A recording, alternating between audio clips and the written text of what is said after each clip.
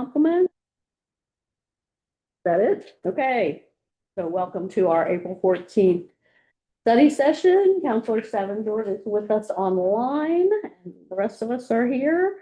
We recently moved these up from downstairs to here. We'll see how it goes. And we'll open with Peter Passarelli and our water rate study.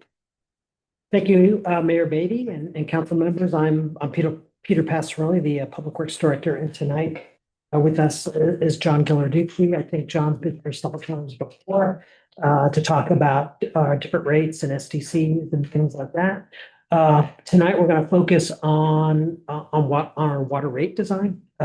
We've had a couple of meetings, several meetings, in fact, with our Community Utility Advisory Committee over the last 5 or 6 months, going over our revenue requirements for all of our utilities and looking at the rates and looking at the rate designs for those utilities, and in particular the water rate. We also did take a look at the wastewater rate. And an outcome from that was we did not need to make any adjustments on our wastewater rates. So John did do some detailed analysis there, but we're not going to talk about that tonight. We're going to focus on our water rate design. I think going into this, we're looking to raise the revenues to construct some new infrastructure, particularly to focus on some federal regulations that we have regarding the treatment of PFAS. We have a deadline of needing to be fully compliant by 2031. But to be fully compliant, we need to have that treatment operation by 2030. Give us a full year's worth of sampling to make sure that we're hitting the target there.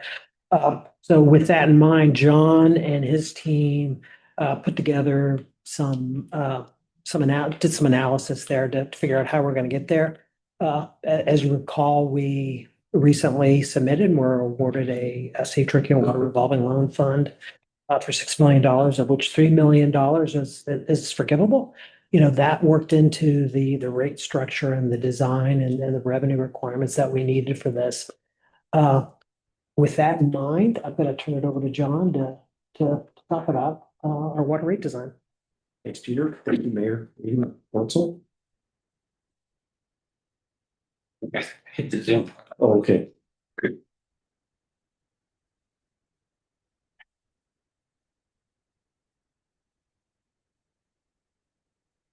I would also say we did have this conversation with Quack earlier this month, our Community Utility Advisory Committee. And they This is there. forward that we're bringing to you tonight. So I'll spend a minute on background and sort of retracing the steps that brought us here, and then we'll get right into the rate design alternatives.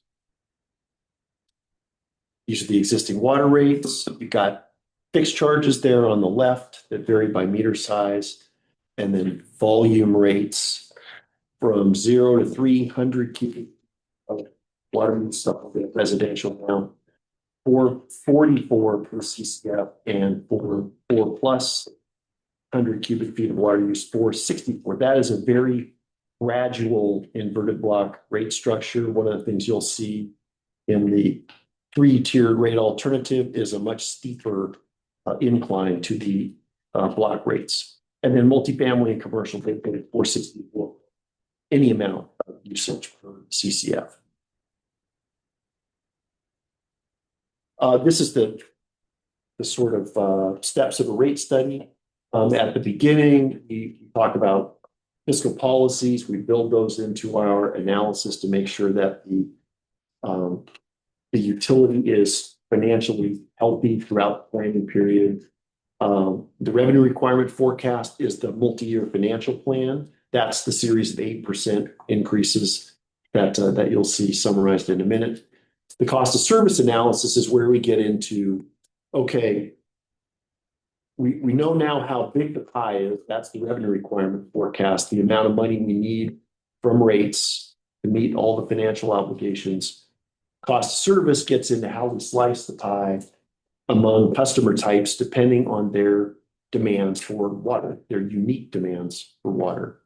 And then once we have that done and we know how much we need to recover from each customer class, then we design rates, sometimes based on other policy objectives like conservation incentives. We'll look at for single family rates. And then, up to you then what kind of communication, additional communication might be. And adoption and implementation. Okay, so this is a summary of the revenue requirement analysis. This is basically the multi-year financial plan, 3 years of 8% per year, and then more like inflationary after that. You see in that orange slice beginning in 2029, there's debt service assumed. That will be a debt issue in 2029.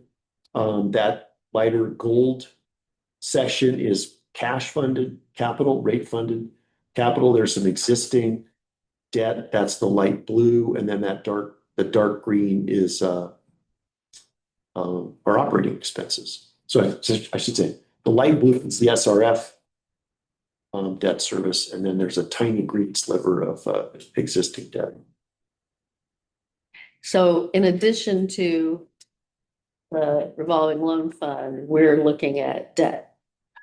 Yeah. Yes, and we're still actually in the process of, we're still working with the Oregon Business Development Department. Oh, yeah, I think I got that right. Sometimes I get that confused, but and we're looking at the next round Safe Drinking Water Revolving Loan Funds. So we submit our initial application is still active.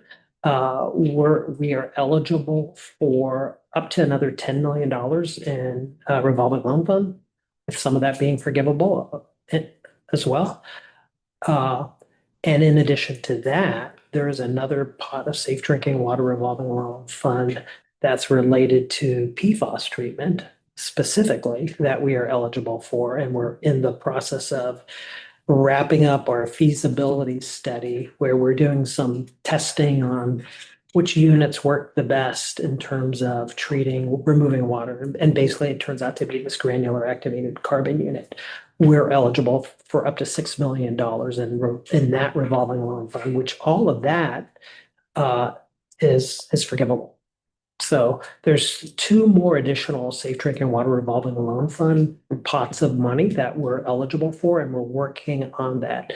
And we're working towards trying to get those dollars. And what that would do is that would reduce any additional debt service that John's got in there. The orange, the forecasted revenue bond. So we would reduce those dependent upon what we get from the state, from the State Drinking Water Revolving Loan Fund piece. So we wouldn't need debt to pay back our revolving, we could pay that out. Well, we're building the rate structure to pay back the debt, right? And the Safe Drinking Water Revolving Loan Fund debt, a portion of that's forgivable, which is really good thing. It's like basically a grant. And then the interest rate is basically a little bit subsidized. So there would still be debt service. There'd still be It wouldn't debt as service. much. It would just be less. yeah. And how long would we, sorry, this was in the packet, so I'm reacting to this fresh here, but how long would we undertake that debt service for? Well, I mean, it really sort of depends on the Safe Drinking Water Revolving Loan debt, I believe is 20 years. There's a 20-year debt service piece that's coming to council. We've got an agreement. I think it's coming in May, the beginning of May, the May council meeting. You'll get to see what that agreement looks for and the terms of that agreement. But it's a 20-year repayment. And the revenue bond debt you see here, we're assuming 20 years for that as well. Okay, so the cost of service, interesting. So on the left is the current pie under the existing rate structure. And then on the right is the result of the cost of service analysis. So what this shows is On that left-hand pie, residential, single-family residential is bearing about 53% of the burden of cost recovery through rates for the water service. Commercial 27%, multifamily 20%. And what the cost of service analysis shows is that there's a bit of a misalignment here. Then this is common, this kind of result. But what it shows is that going forward, residential's burden should go up from 53% to 57%. Commercial should go up a little bit and multifamily should go down. So the rate structure you'll see begins to move the rates in this direction toward alignment with the cost of service. So as we move into rate design, there were a few objectives that we observed internally, considering a third tier of water use. So in that volume rate, instead of just 0 to 3 and then 4+, creating a third tier and to the volume rates.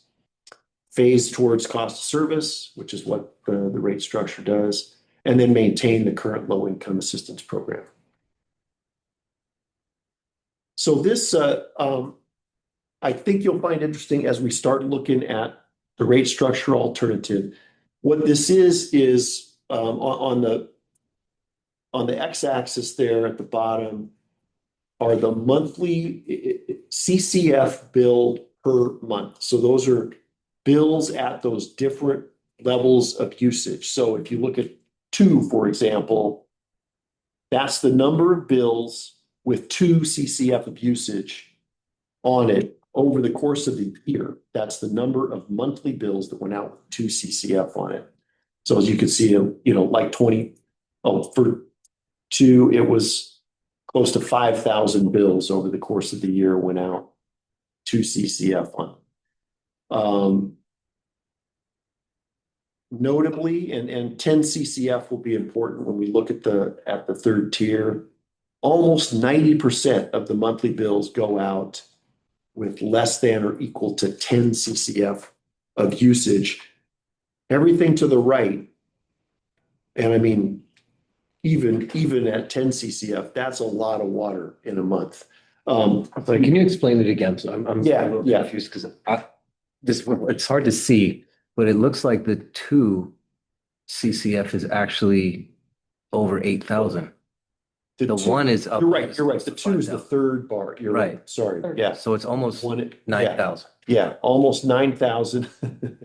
What do you mean it's hard to read? Yeah. So So what is this telling us again? this is telling us the number of monthly bills that went out with 2 CCF on them, if you look at that column, over the course of an entire year of 2024, I think this data is. So if you look at the tallest, Line. what's that? It's 3. Mhm. So over 10,000 bills went out with 3 CCF on over the course of the year.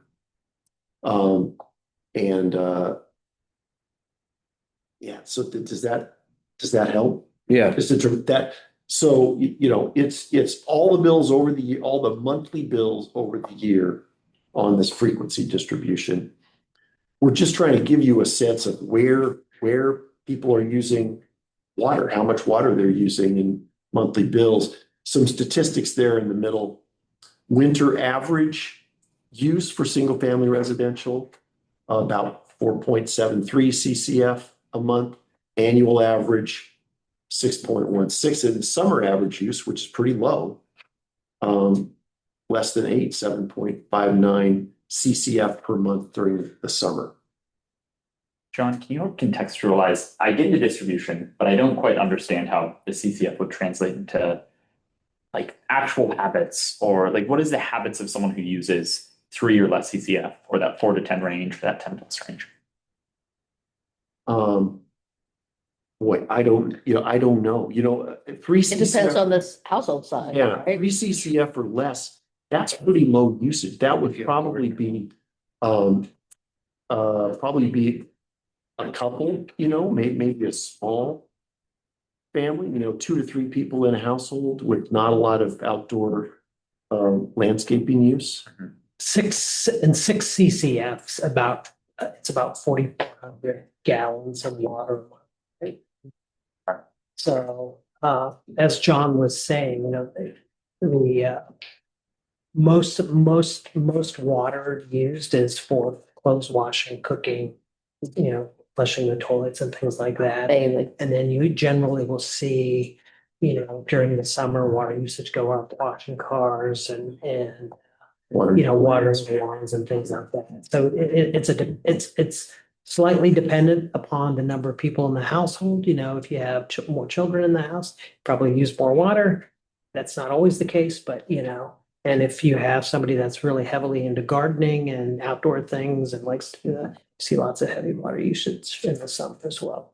I guess that distinction is what I'm trying to understand a little bit more. Some of those habits that you describe are not dependent on the number of people who live there, how much you water your garden. You're right. Some of them are dependent by person. Mhm. Do you have a sense of which one has the highest impact on water rate? Like, I could understand. Well, I think if you just look at the difference between the winter average and the summer average use, you're gonna see, Sure. almost three units of water. Use another 2,300 gallons of use between the winter and the summer. And generally, that's based on people using it for outdoor use, right? Yeah. Do you have that data by household size, the differences in what CCF, not We necessarily don't- by month, but We don't have that data as it relates to household size. We track just by address and meter. So we don't know how many people live in a household, right? That would be really interesting. I mean, and because there are larger households that still do a really good job of conserving and using less water, but that I only know anecdotal. Do we know, we know, 10,000 households, 10,000 bills came at, 3 CCF or, I may be reading the wrong column, but, Yeah. and that's where we're proposing to do the break. We don't know how many households never went above 3 CC in the course of a year. We could find that. We have the individual customer data. Mhm. Yeah, I'd be surprised if there's many, but there probably are some that stayed. Stay under it. Yeah. Around. And the city offers a discount. So if someone's monthly bill has 3 CCF or less, the city gives them a $5 Yeah. discount on their bill as an additional incentive. Yeah, and does this new structure allow us to increase that incentive? The structure actually increases that incentive, and you could continue to do the $5 we're assuming the $5 Mhm. would continue. Yeah, but I'm saying, would we be able to increase the $5? Like, I does mean- this allow, because I'm assuming with the tier, there's gonna be more revenue generated, right? There will, but from that 0 to 3, the rate's actually going down. Yeah, right, yeah, so I saw that, So which is you'll- fantastic. So they'll see a reduced rate and the $5 additional discount. Yeah, And it would be up to you if you wanted to increase that discount that, Raise. that's lost revenue. Yeah, others would have to, Others would be paying it. rates would have. yeah, well, I thought, isn't that part of the reason why we were doing this, was to see how by more people, because the rate study was also tied to affordability. Like, the point was to see if we can provide more relief through the incentive program too. Right. So- So that, well, why don't we let him finish? Because I Okay. mean, it does do that. It's just not the rebate part. Okay, so the first alternative, and this is always an option, is just what we call across the board increase. That takes the 8% and applies it to the existing rates. So this, for single family residential, we're showing it would now be 10.29 for the 5/8 by 3/4 inch meter. And then for tier 1, 0 to 3 CCF, the rate would go up to 480 and 501 for greater than 3 CCF. This is the cost of service / three-tiered rate structure. The fixed charges would stay the same. But that first tier of 0 to 3 CCF, that rate would be $3.65 per CCF, and comparing it to the one we just looked at, instead of $4.80, which is the existing rate plus 8%. So $3.65 for that first block of usage. From 4 to 10 CCF, which, as you saw in the frequency distribution, that covers typical summer use and annual use in the bill, $5.48 per CCF. And then for greater than 10 CCF, we're calling that discretionary use. That's, again, as we saw, that's a little over 10 or 12% of all the bills in the year would go out with that amount of usage on it. $7.31 per CCF for that block. And then for skipped one there. Oh, okay. Got commercial in here in a minute. So this is what sample bills would look like at different levels of usage. So you see at 3 CCF, the gold columns all the way across are the 3-tier cost of service rate structure. That bill at $16.25 is actually less than either the current rates or the current rates with the 8% increase. This does have the $5 discount applied because these bills are at 3 CCF or less. So it's already applied to the 1625. Yeah, So without that, it would be 2125. that's right. But still lower than the current rates or the current rates with the across the board increase, because those also include the $5 reduction. So the 19 to 17 also include that $5. Yes. Gotcha. So then those would have, okay. Yeah. So yeah, there's still apples to apples among the three. Yeah. At 5 CCF, the $5 discount goes away, but the 3-tier rate structure is still, well, it's right at the current rates in that green bar. Sorry, it's a little hard to read that. And lower than the current rate structure with the 8% increase, which is the orange bar in the middle. So still better off, I would say, than across the board, going with the 3-tier structure. Likewise at 6 CCF, and only at 10 CCF are we close to the current structure with the 8% across the board increase, meaning the orange and the gold ones are roughly equivalent. And then at higher levels of usage, 15 and 20 CCF, you see that third tier really kick in. And as you would, I think as you would want, or certainly as we were hoping, that's where you'll recover the revenue that's gone from those lower blocks, will be recovered in the outer block, and there's an incentive for people, a reward for folks who conserve. I guess the best way to say it.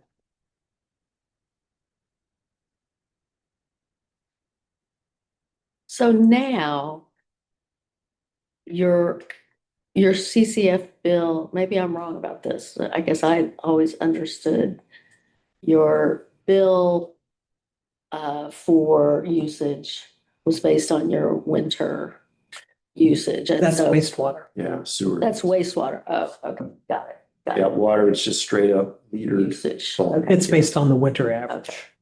Yeah, okay. So the next slide has all the same information in tabular form, in case that's easier for you. So you see the bills for the 3-tier rate structure in the second column from the right at 16.25, 32.22, and you can compare those to the bills at 2026 rates and then 2027 with the across the board increase. And then in the far right is the percentage difference from the across the board increase column. So only when you get up, as we saw in the graphic, to 15, 20 CCF, do the bills go up substantially from the across the board. So why does the middle column percentage increase? Why is it 10.25 for that versus the, Because it has that $5. oh, so that's how you're accounting. Okay. Yeah, it's not proportional, so it changes the percentages. So if you, if the, the high volume users see this and it affects their behavior, which is probably a good thing. Right. But if that occurs, then your projections don't work anymore. Yeah, so we have,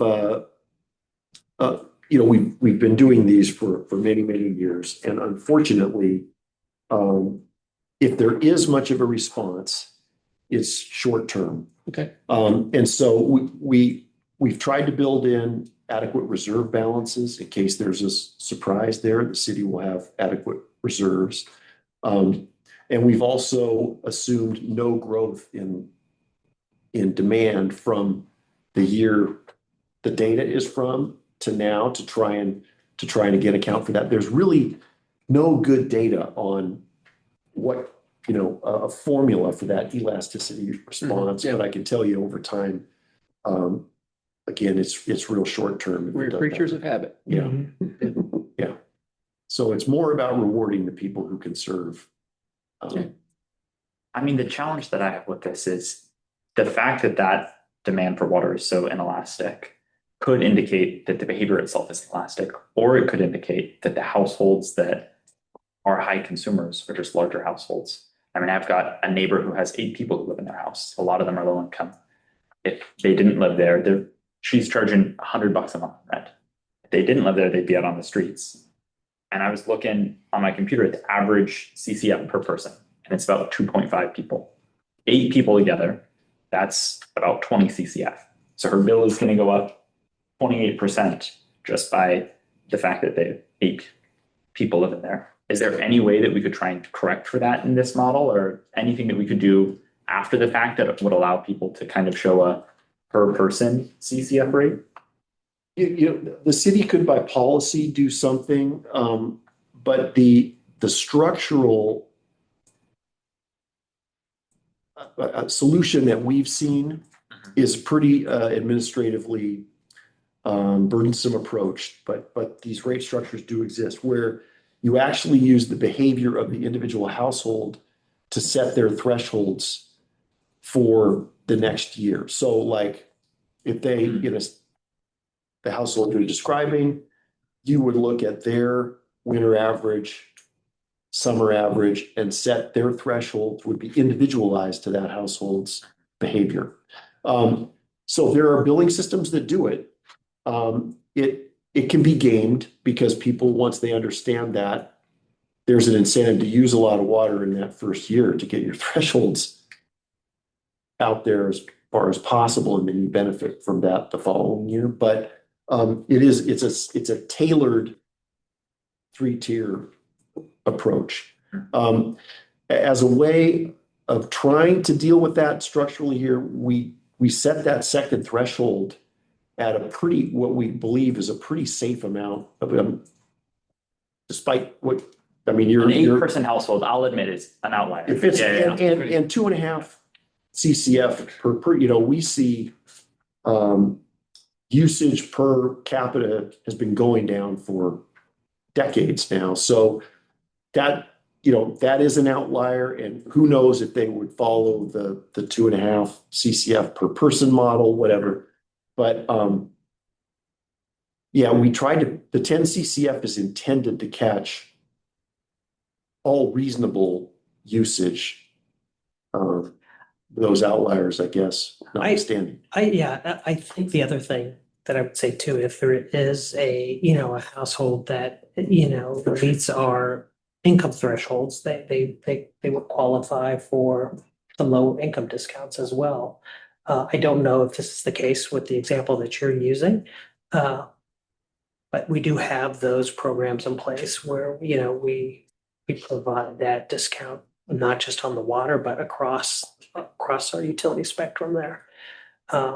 The challenge, at least, I've talked to this woman a lot about her household, and she's talked about our low income programs. The problem that she has is, I think our low income programs are tied to federal poverty level. And with a household of 8 individuals that are all adults, the federal poverty level of 8 people assumes a family of 2 adults and 8 kids. So it's a logarithmic curve. Like you have it level out over time. And it's hard for them to meet that low income threshold as it's defined. And I don't know if that's the case or if that is how our low income threshold is determined. It does, I know it does take into account the number of residents in a household when we're looking at the low income calculations. So, Yeah, I don't think it's necessarily the poverty guidelines. It is a federal, it is a HUD, it's some kind of HUD. yeah, I mean, it's certainly something that perhaps they could qualify if they submitted the paperwork through finance and took a look at.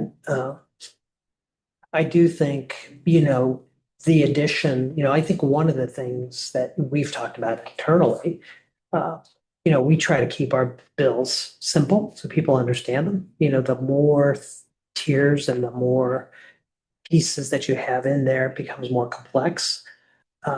We were not really super sophisticated in the billing information that we send out. So the more we move away from billing based on consumption is a challenge in us to manage internally, administratively. So, the third tier, adding that third tier for people that use a lot more water seems to be the best fit for when we look at everything all together, right? As opposed to having more bespoke tiers for different types of customers. It's tough because other things that also occurred to me, I mean, I think this is nice, this last column really shows that, we're incentivizing, conservation or helping, people who have lower demand. I mean, other things I thought of were gardens, right? People who are feeding themselves, people who might be low income, but if they're feeding themselves from their own garden, then they're gonna, their consumption goes up. And on our tree canopy, I've always thought like, oh, how do we have some certain species of trees that actually need to be watered to survive climate, the climate now, the summers now. And so it does, there are some things that fall by the wayside when we do it this way, but I don't really see I think how else to do it. I think if you go back to the table or the chart that John had with like the bill frequency, you can see that 87.5% of all of our monthly bills are in those 10 CCFs, right? So, there's a smaller percentage and, the heavier the water users, they're probably customers that are doing intensive gardening or irrigation, lawn irrigation and things like that in the summer. I would also say, I don't know, John, if that captures that billing data there captures bills that we may have gone back and credited because of say I don't know. an overbilling. We do often credit back for people that, if we find they have an issue, like their water service has a leak, things of that nature, we'll go back and, Amy and Mike spend a lot of time with those customers to try to fix those customers as well, help them out. I thought what was really interesting here with the structure is like we're actually able to give rate reduction, the bill reduction Lower. for those lower use customers. So, you know, At a time, we're giving an 8% increase to everybody else. So yeah, no, And- it's not. what you don't see there is that impact on a low income customer because, you know, I do have another slide. We're talking fee schedule tonight to show that because our low income customer, we give discounts for on the fixed customer charge as well. So it reduces that rate as well. So, Yeah, and I think the other thing, to your point, Council President, is that I think we can set our own parameters of what we consider, of what qualifies for our own low income program, if I'm not mistaken. Like, we don't have to tie it to, you know, we can make it if you just get SNAP benefits or if you get any sort of government assistance. Because that's another thing I'd like to look into is changing how we look at what quote unquote is poverty or what is considered low income. Yeah. Especially with how significantly things have changed economically for people and in the region too. So it's like, it's no longer looking at just a simple chart from the federal government who hasn't raised wages in years, right? So I think that's something that we have to look at too. But what's encouraging about this is the fact that, like you pointed, that nearly 90% of the accounts in Milwaukie are all seeing some sort of a decrease. And I look at that 3 CCF. Those ones are still seeing an increase. What they did is they didn't do like to like in the 2 columns. yeah. It's a decrease from the 8% increase across the That's board. right. Yeah. Sure, okay. But if you're a customer using under 4 units a month, you're going to see a decrease in. Right. I mean, it's the difference in some of those rates are like $1 per, right? So, Yeah. and I feel like it's the 3-tier is a more equitable approach because again, it's the higher users paying for more water and the people that don't use as much paying for less.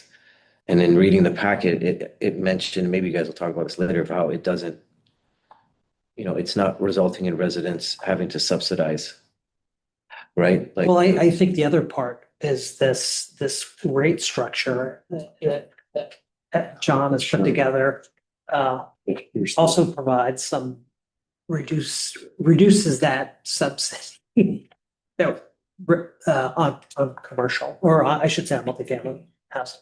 So one of the things that we saw in the cost of service pie charts is that commercial needed to go up and multifamily needed to go down. So if you look at the 3rd column here, under that cost of service approach, commercial's rate, there would now be 2 different rates where there's one volume rate for commercial and multifamily. Commercial would be 517 per CCF, up from the current 464, and multifamily would be 466, so just up a hair from the current 464. So starting to correct that cost of service misalignment that we saw.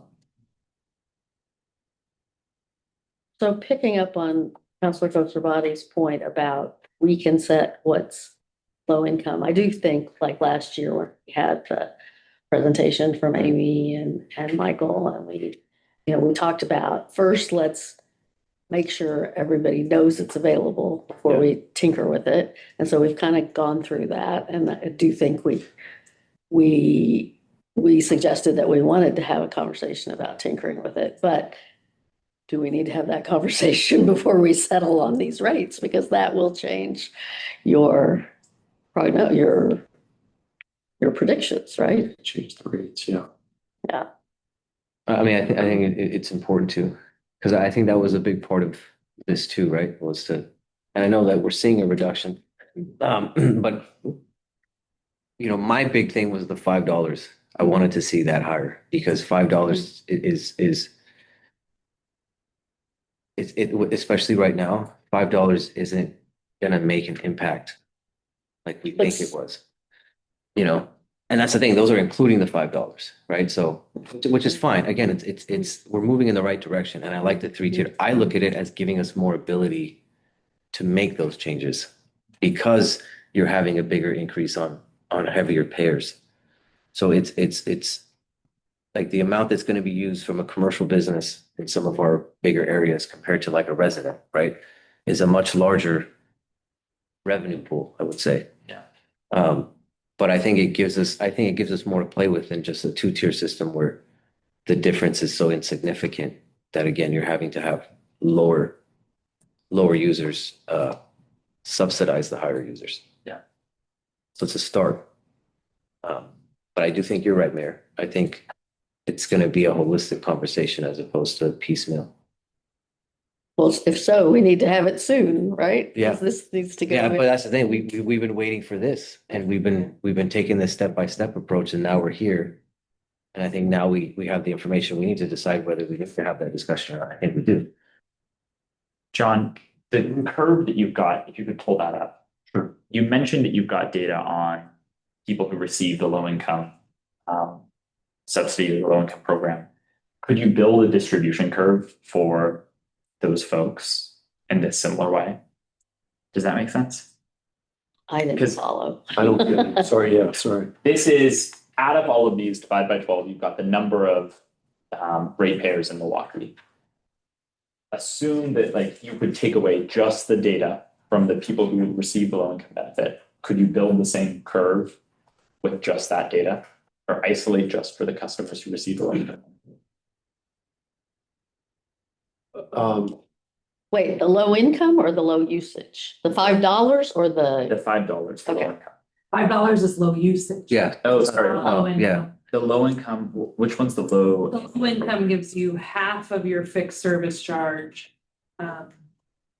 Is that it, Peter? Yeah. Half. Right, yeah. Different. You want that's to the see, discussion. you want to see what their usage patterns Of look low like. income. I would be curious to see, to compare the low income Oh. usage patterns to the high usage patterns. To see if the distribution curves are significantly different. I would want to take that into account as we make our decision, if that makes sense. See, and that brings up this point, right, of having to talk about that, because how do we want to do that? Do we want to doing a $5 conservation one? Do we want to just change how what we consider low income and qualifiers to where we just do a discount, right? As opposed, you know what I mean? Like, do we? Because I'm not saying we do both necessarily, right? Because the numbers are the numbers. We have to make it work, but that's where that discussion has to come in. Is do we keep doing that, or do we just make it one program that does that brings in more people? Yeah. Maybe at a slightly lower discount, but we can encapsulate more people that can qualify for that. Yeah. Because I guess the fear that I would have, John, if this is the distribution curve for the aggregate data, it would be shifted to the right if you look at just low income data.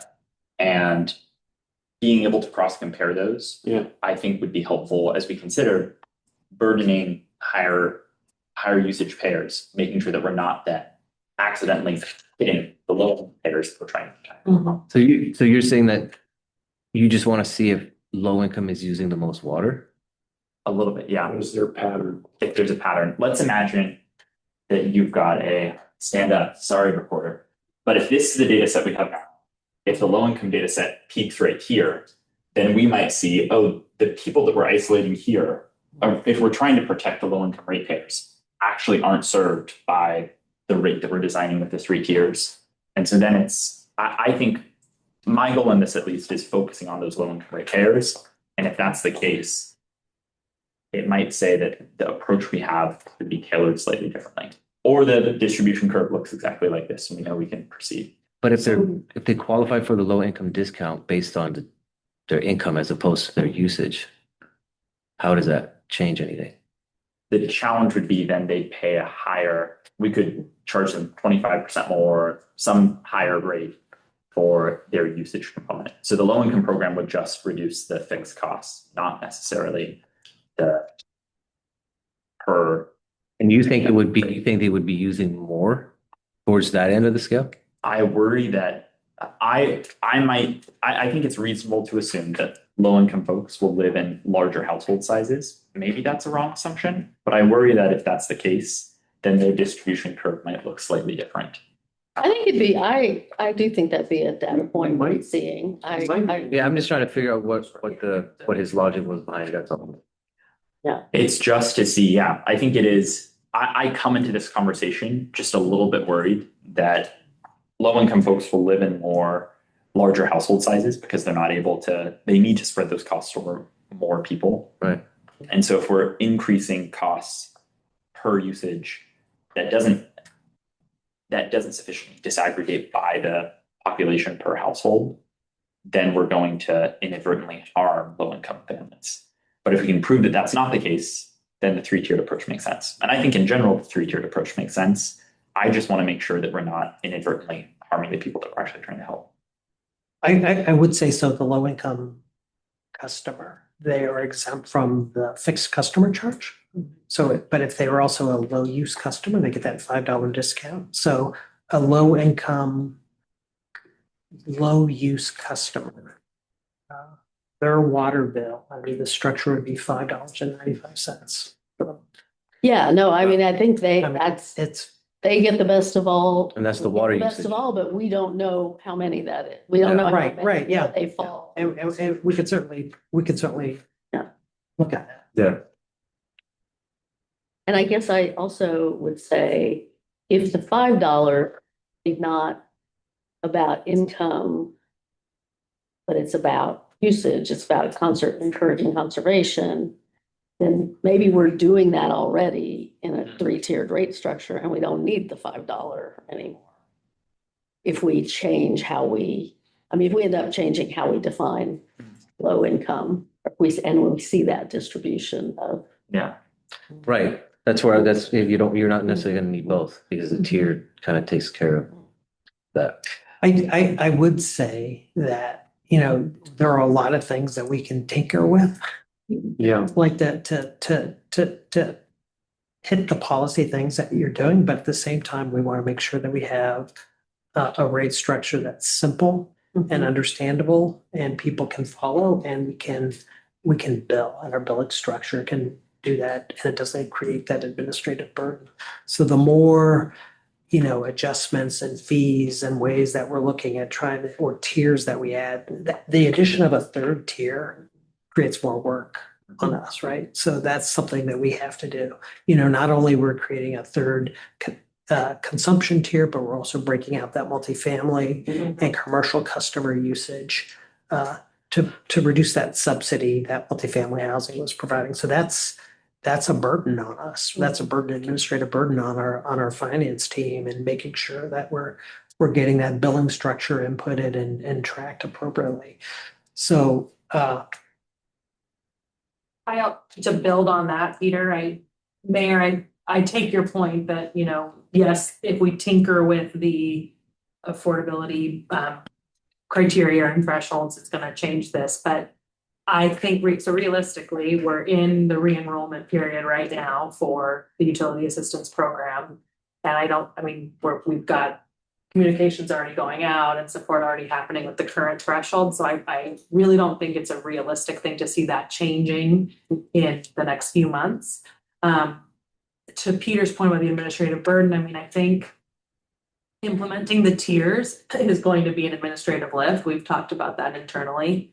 But I think you can I think then we could bring, you know, we could do a further analysis once you have the policy conversation about changing affordability definitions and thresholds. I would recommend decoupling them. Maybe I'm saying this wrong, Peter, but I worry that, you know, the longer we delay changing water rates, then the higher increases we're going to have to do. So I think it doesn't have to be either or, maybe is what I'd say. I think you can absolutely still have the policy conversation about the affordability thresholds and take a move on this rate design now in the nearer term. So we could be back next year. You could be back changing this fee. we could make adjustments based on. And I would honestly, to the administrative piece, I would look at actually trying to have that policy conversation about income more in the fall, early winter, so that we have ample lead time to be supporting customers as they hit that end of the fiscal year re-renewal. I guess that we could, to the point of making it as simple as possible, it sounds like there's semi-consensus on removing the $5 low usage fund. And maybe we could redistribute that, irrespective of the income conversation, to have that cost savings be realized in the low income benefit then. So shifting whatever the cost of the $5 low usage rebate to the low income fee.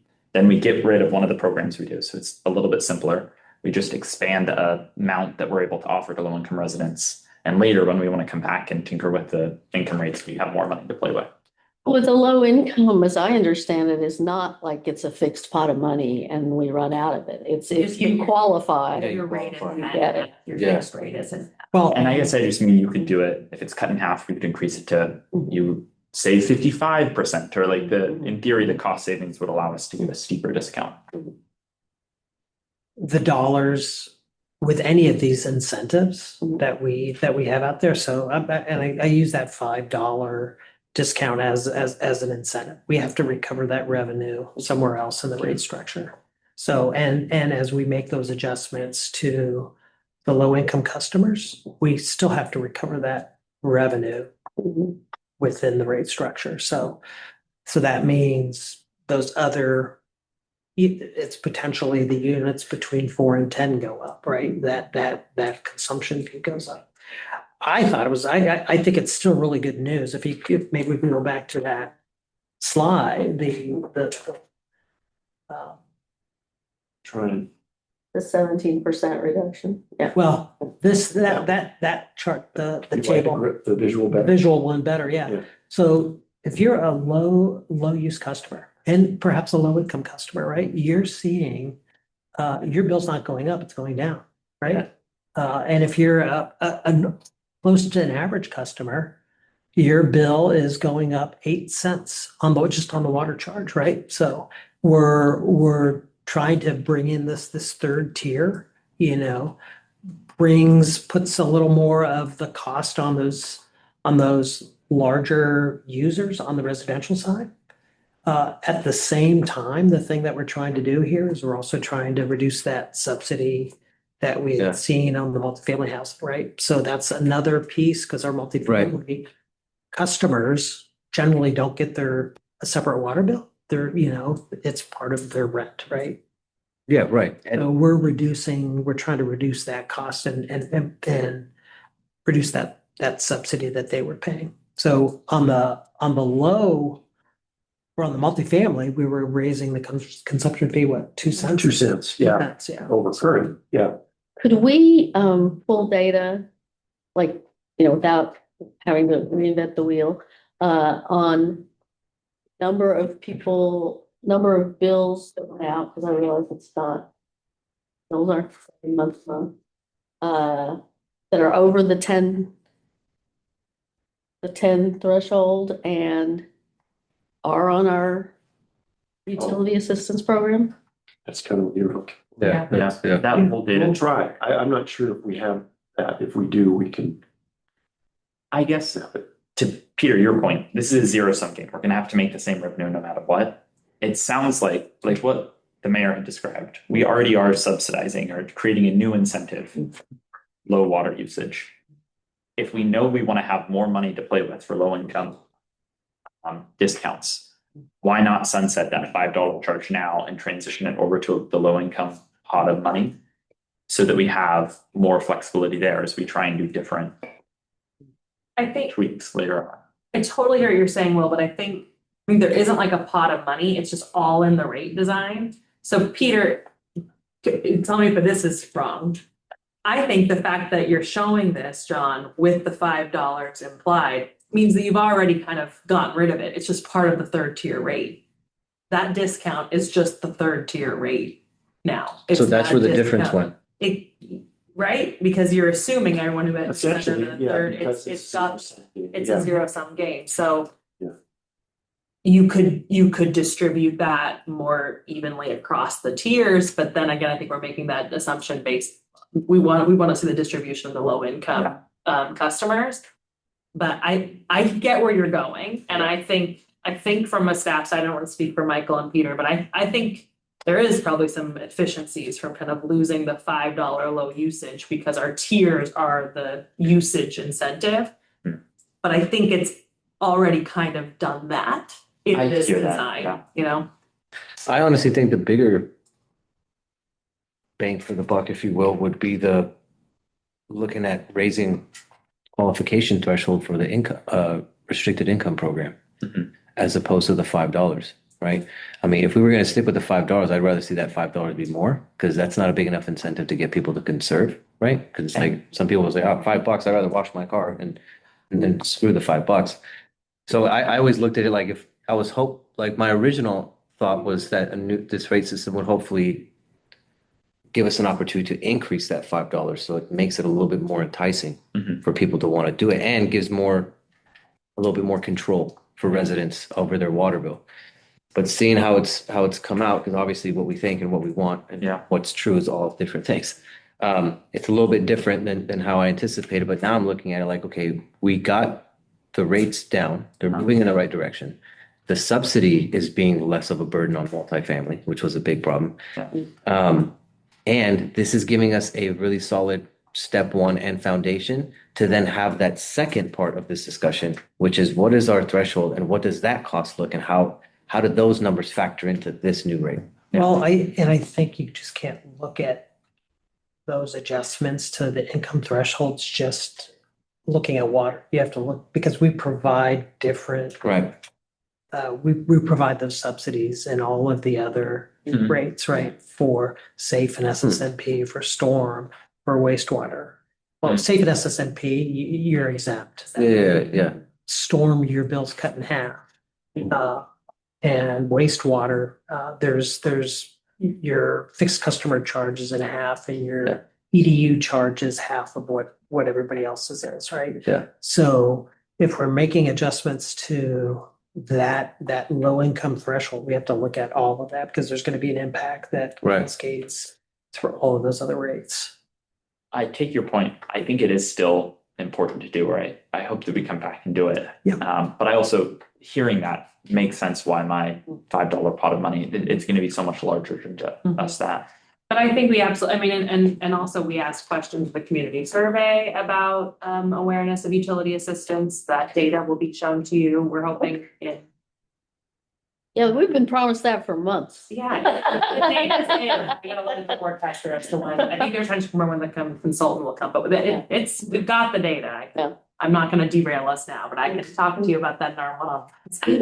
But I think that was actually more encouraging to me than I expected. And so anyway, I think this is part of your action plan for affordability. Yeah. I think taking on those thresholds is part of your action plan. I just don't think you need to get it done by June 2nd when you vote on rates. So. I guess the one thing that I would want to understand before June 2nd Sure. is that distribution. Yes. Because also with the $5, like if we are double subsidizing low usage folks with those low usage, actually higher income, Yeah. then I'd be worried. Yep, I think But that's. other than that, I think. The other thing I just want to mention too, because we haven't had this discussion yet. We talked about it, but I'm throwing that back out there because it's something that we've mentioned before, but the caps on our reserves, because our maximum, right, and having a rolling cap, right, and potentially quote unquote creating its own kicker for the water system, where because right now we don't have. Kicker works so well at the state. Yeah, when you got unpaid education, all those things, we don't have to worry about that. The state's got unfunded mandates. They'll tax you 9 different ways on a Yeah. transportation bill, but they won't.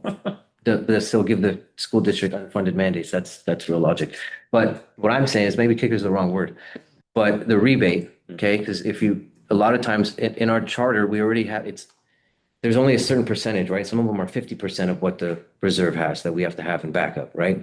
But a lot of times we have way more than that. I'm not saying now, but in cases of prior years, we did, because that was one of the first things that I noticed when I got on council, was that we had a ton of money that sat for years in the reserves. So I'm thinking like that's another component of this that could potentially add relief too. Just think every biennium, you look at your cap and you see you're over, and then that money goes back into the ratepayers. Yeah. Right. So it's not hurting any of your rates. It's not hurting your reserves, because we're already over and above. Not now, but we were over and above what was asked for in our charter. So I think if we play with that too, that could have a significant impact as well. But I mean, doesn't that money just go toward not raising rates in future years? I mean, why would we create a rebate program versus just using it to moderate our rates in future years? Well, you could do that too. We could do that. Yeah, right. But sometimes we have a lot more than what we need. Like we had, and that was something that John Stoll had talked about in the budget committee a lot too, is that you got like at one point, there was like 7 to 10 million sitting there that for over years and years. And I had this discussion with Ann. And yeah, you could use that to push that down, or you could use it to give a rebate back, right? And all that's going to do is lower the rate. That's all it's going to do. Maybe this would be the ask that I'd love to see from staff.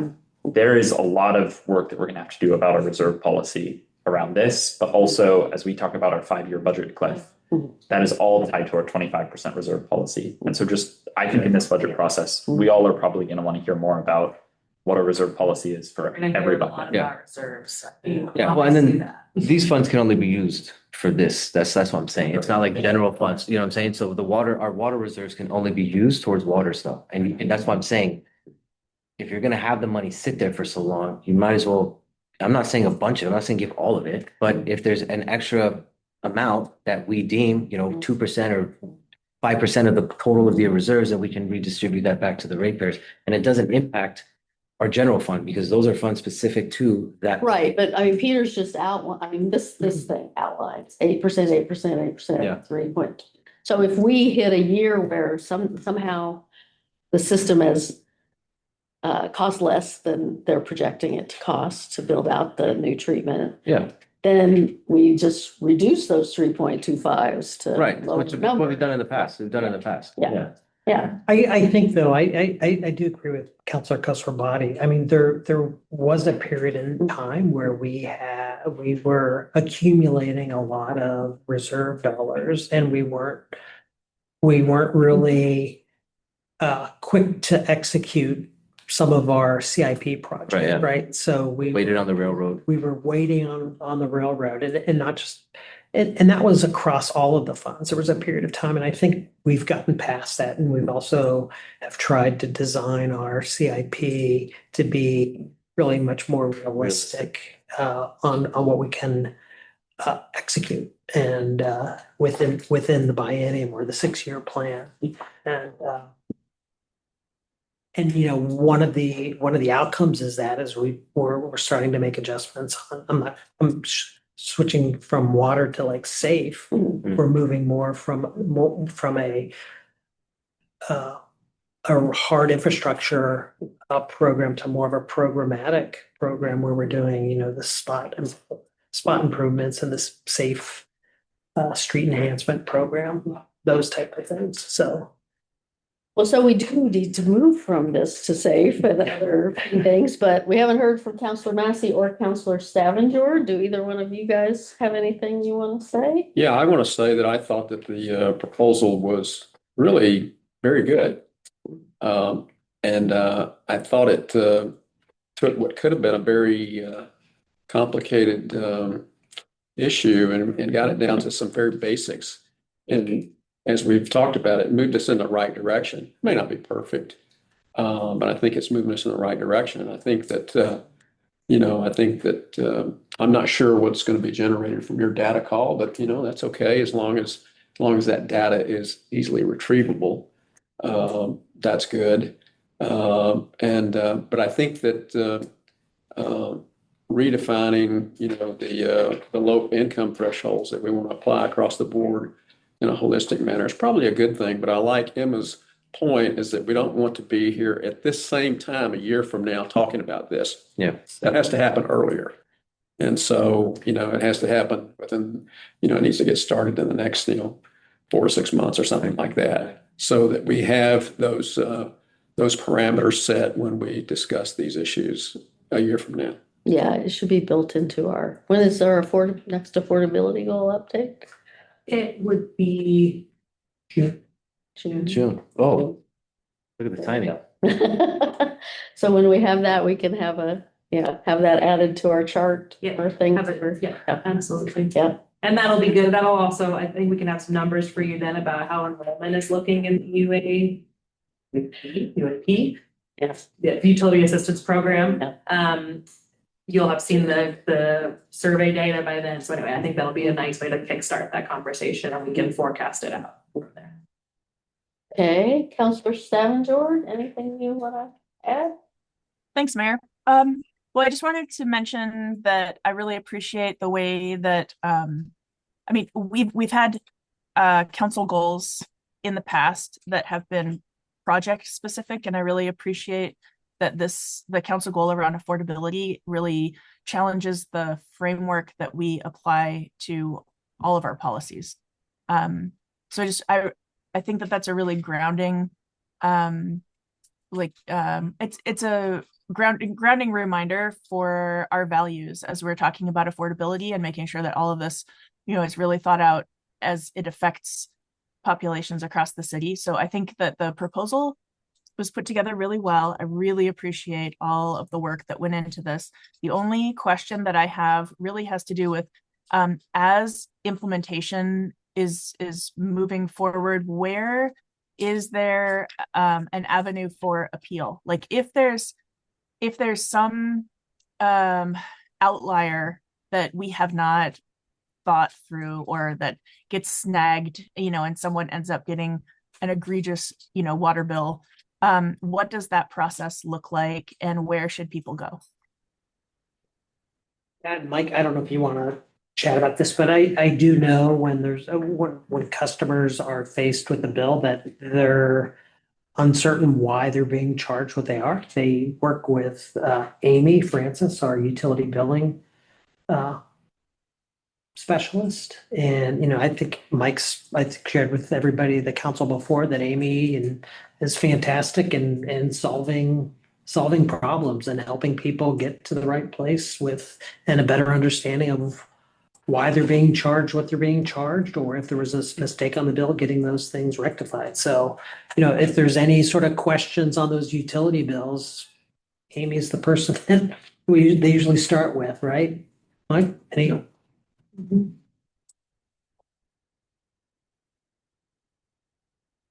I hear Amy all the time on the phone, which you hear in the mornings or outside your office, but talking to customers about things that look odd, we have to get our water crews out there to read things, help support them connecting to assistance. So I think that's the main place.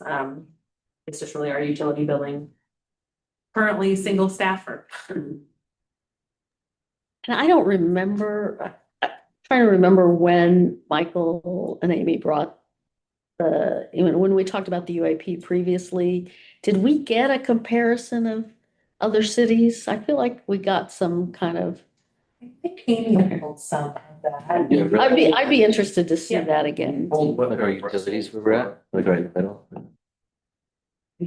Yeah. I remember that, had the different cities and. Yeah, I'd be interested to know how some other cities do it. But anyway, for purposes of today and purposes of the rates, coming in on our new fee schedule, everybody's okay with, or we're gonna wait and have the conversation again after you? Yeah. I was gonna say, in the presentation later tonight with fee schedule, we have incorporated the recommendations from the Community Utility Advisory Committee. So this 3-tiered structure is incorporated in there, and there's some additional information as it relates to sort of the overall utility bill, what it looks like, not just water, but you can see what it all looks like together when you factor in water, wastewater, storm, safe and SSMP, and the public safety. You can see those impacts. Was that meeting recorded? Cause I'd like to know what what was their biggest concerns? What was Quack's big on the tier system? What was their? They didn't really, Liked it. they liked it, yeah, Yeah. they didn't have like. have a concern. They really were, I think, appreciative that, if you weren't using a lot of water, you were seeing a reduced bill in many cases, right? Yeah. So if you're under those 4 units, you were gonna see a slight decline in your bill. And they felt, I think also is, if you're using more water, then you should be paying for that consumption. To the mayor's point, saying, are we all good with this? Good to move forward? We're gonna wait and see. My wait and see, I want to know if it's realistic or not in our budget timeline is if we see that there's a dramatically different distribution of people who are low income and water usage, I think it would be appropriate for us to not do the $5 subsidy for low usage folks, because that's built into our rates already, and instead spread that out over the quarter. Is that something that is not realistic in the budget timeline after we see that data, or is that something that we still could do in the budget process? Because then it kind of gets back to Robert's point. Are we just going to see the data for it to be pretty, or are we going to do something with it? And I want to make sure that, I guess, if we're asking that of you, we could see something happen. Otherwise, I'd feel bad asking. So what is that time? When do we need to turn that in? Yeah, I think it would be, yeah. You would have to, yeah, because you will vote on rates on June 2nd. So it would be this, really, you'd probably bring the data to you in the next couple of weeks and then have you give direction at the second meeting in May. But that's gonna take you guys doing some additional analysis of what that does to the rate design. Right, and we're happy to give it a shot. I don't know. I gotta talk to our analyst. If it's, It doesn't strike me, I mean, Peter and Mike, you've pushed back. It doesn't strike me that it's gonna be very hard for us to take the UAP customers and just plot them on a graph by average CCF. Is that? Yeah, I think that's a pretty easy ask. So I think we can get that easily within a week, and then I can make sure in council reports, have a conversation with you guys about. But if we get that, let's sort of have an agreement that we move with that information without that generating 3 other questions. I think that's fair. Okay. Or like another meeting or two about the same thing, yeah. Yeah.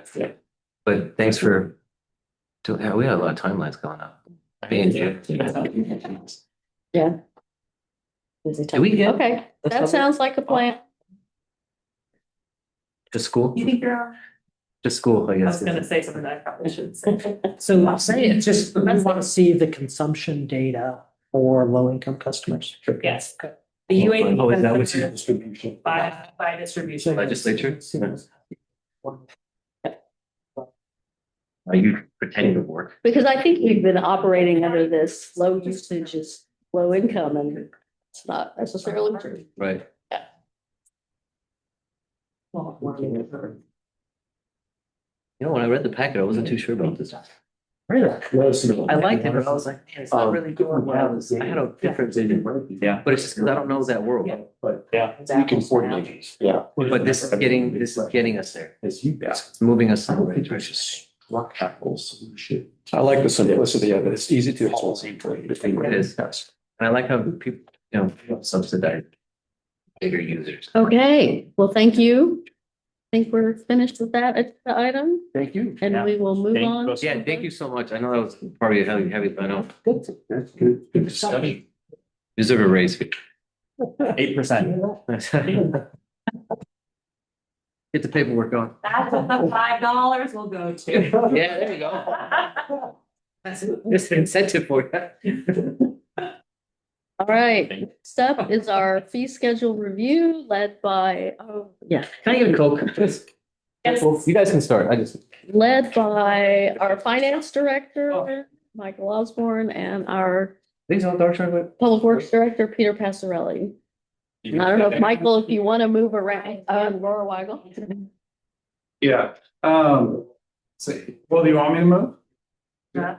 I do, well, I don't care. That's so many. I just had one, thank you. I just stated it, I will exactly. my hair's my Oh, little. Want to just. Maybe different, like, I sure. I'll run to the restroom real quick then.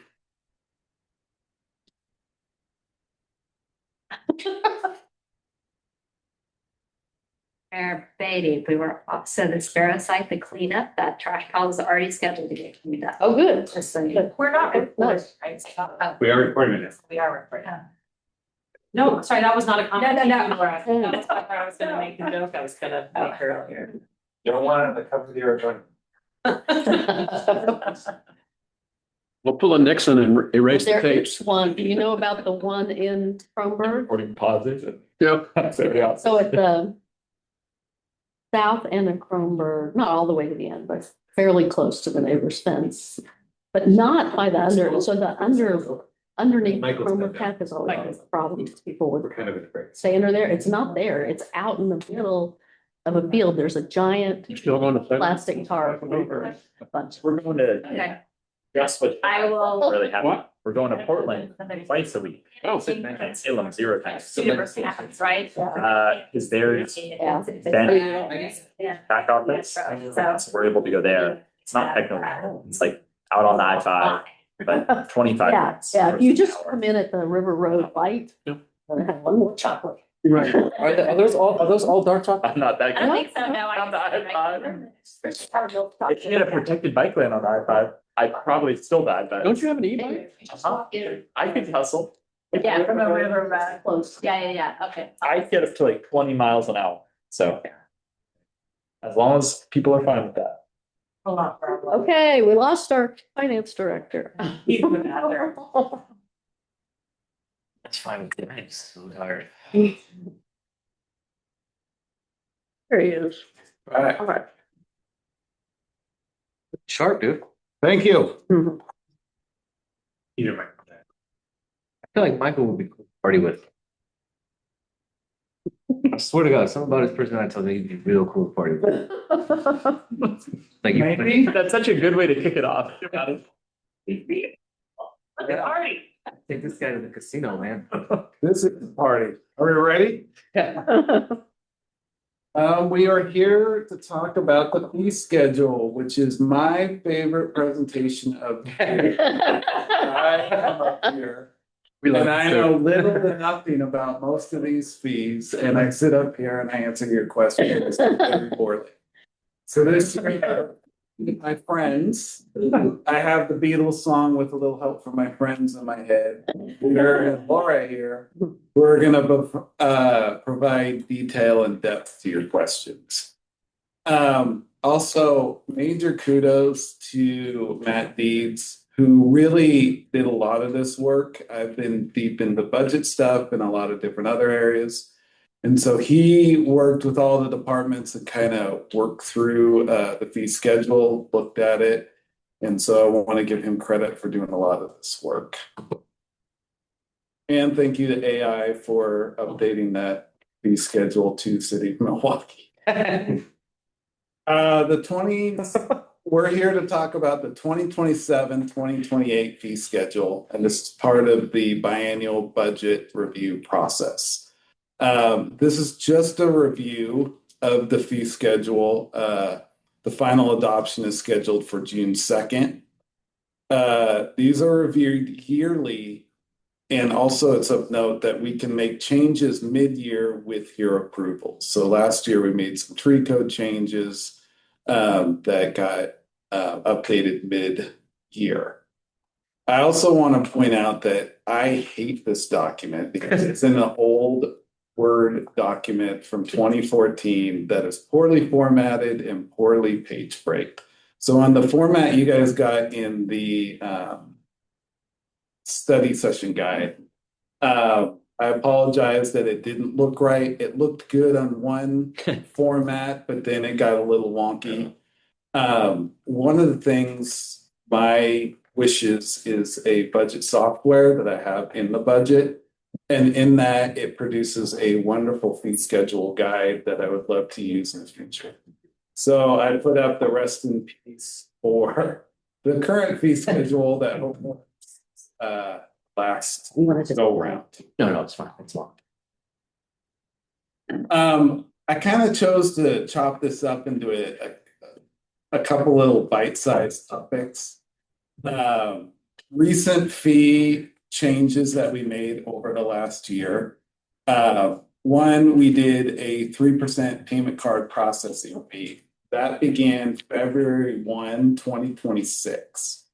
And I'm pleased to report that people's habits have changed. At the end of last year, we were averaging about $15,000 a month in credit card fees. In March, it's $9,600. So that's almost a third drop. Also, during that time, we were averaging 850 auto draft accounts set up. Right now, we have almost 1,150. So that's a big shift. I know that you guys got a lot of pushback from hearing from people. It's like, hey, it's it wasn't the most popular thing, but I think it's paying off in that it's reducing our fees and it's getting people onto auto. Any questions with that? Okay, second is we made the public safety fee. We added that in the December 2025 billing statement. And so far for the last 5 months, we've generated $384,000. So I was projecting about 850, which I think is kind of right on target of where we're going to be. So I just wanted to give you an update on that. Tree code, I believe there was updates in February 2026. Peter, if you wanted to add anything for that. Yeah, I think we updated the preservation fee for development. We increased that and where it was became more cumulative. Originally it was like 2,000 for each 7.5% removal from of canopy, and we increased the from 30% to 40%, and then we had 40% to 0%. There's those different bands, and it's cumulative. So that was part of that piece.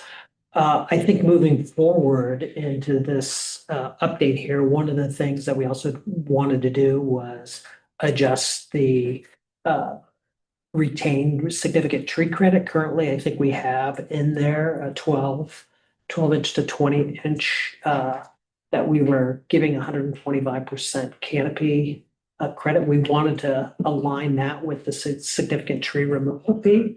So we actually removed that credit, giving somebody a credit for trees that were between 12 and 20%.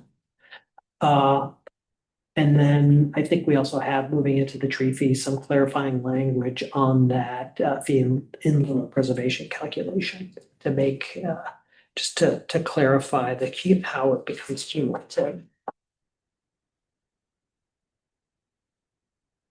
And finally, the municipal court added Class C and D dismissal fees. I have no idea what those are, but they are at $100 and $200 respectively. The no changes or updates, building fees. The rates continue to recover costs. Kudos to Patrick, who heads building, for bringing in-house some of the services that we do. So instead of going out to consultants and having them do that work at a higher rate, we brought that in and are able to do that at an internal lower rate. So the building fees will all remain the same. Downtown parking, we pulled some data. There's currently 63 active permits. That's up 10 from last quarter. And I put this chart up here that Scott put together over quarterly for the last 2 years to see how we're going on quarterly permits and monthly permits. And you can see the high point was a year ago at this time. We're still 63 is good. Revenue wise, we're 5,000 above budget with 2.5 months left. So I feel good about that number. I think last year we reduced the parking fee and we've seen the payoff of that. There's more permits being issued and we're receiving more revenue than budgeted. So that's a positive. Any questions on parking? Well, I was interested in that data, and it is interesting to me that it hasn't gone up more than that. I really thought it would go up just because, A, we reduced it, and B, there's just more businesses in downtown. And I certainly get a lot of parking complaints.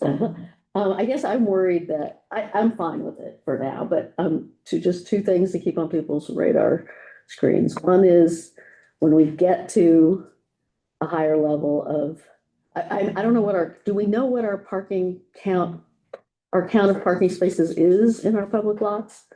The higher number we go with parking permits, the less customer parking there is in our lots. So we need to keep that in mind. But also that in years past, some councils wanted to use the cost of parking permits as to encourage public transit usage and wanted us to not price our parking permits below the cost of a TriMet monthly bus pass. And so I do think the things to keep in mind, but given that these numbers have been pretty flat for the last, since last April, I'm not worried about doing that this year, but. I'd be curious to see with the place next door is at 1867 and the collector's mall. There's more employment and more employees, so I'd expect those numbers to go up. Yeah.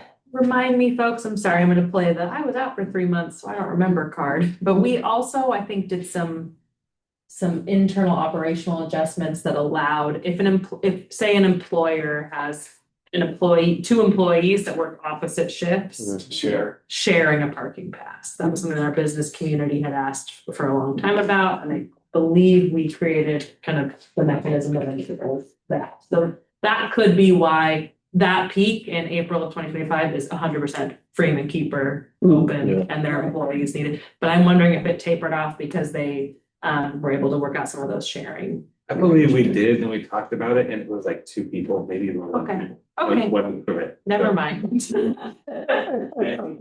think it's very minimal. Okay. Yeah, okay. Police fees, also no change. That's alarm permits, police report, cost to run a police report, and vehicle impound fees. And just a reminder that the library no longer has overdue fees. We took those out last year in the fee schedule. That really hurt the budget. Really? The other thing, sorry, I'm back on parking. The other thing that happened around that time, you see it go back down as we opened the lot down at the place. Right. I think that is getting used, so. Yeah. Oh, yeah. Yeah. No, I think it's getting used because people like the 4-hour aspect of it. Yeah.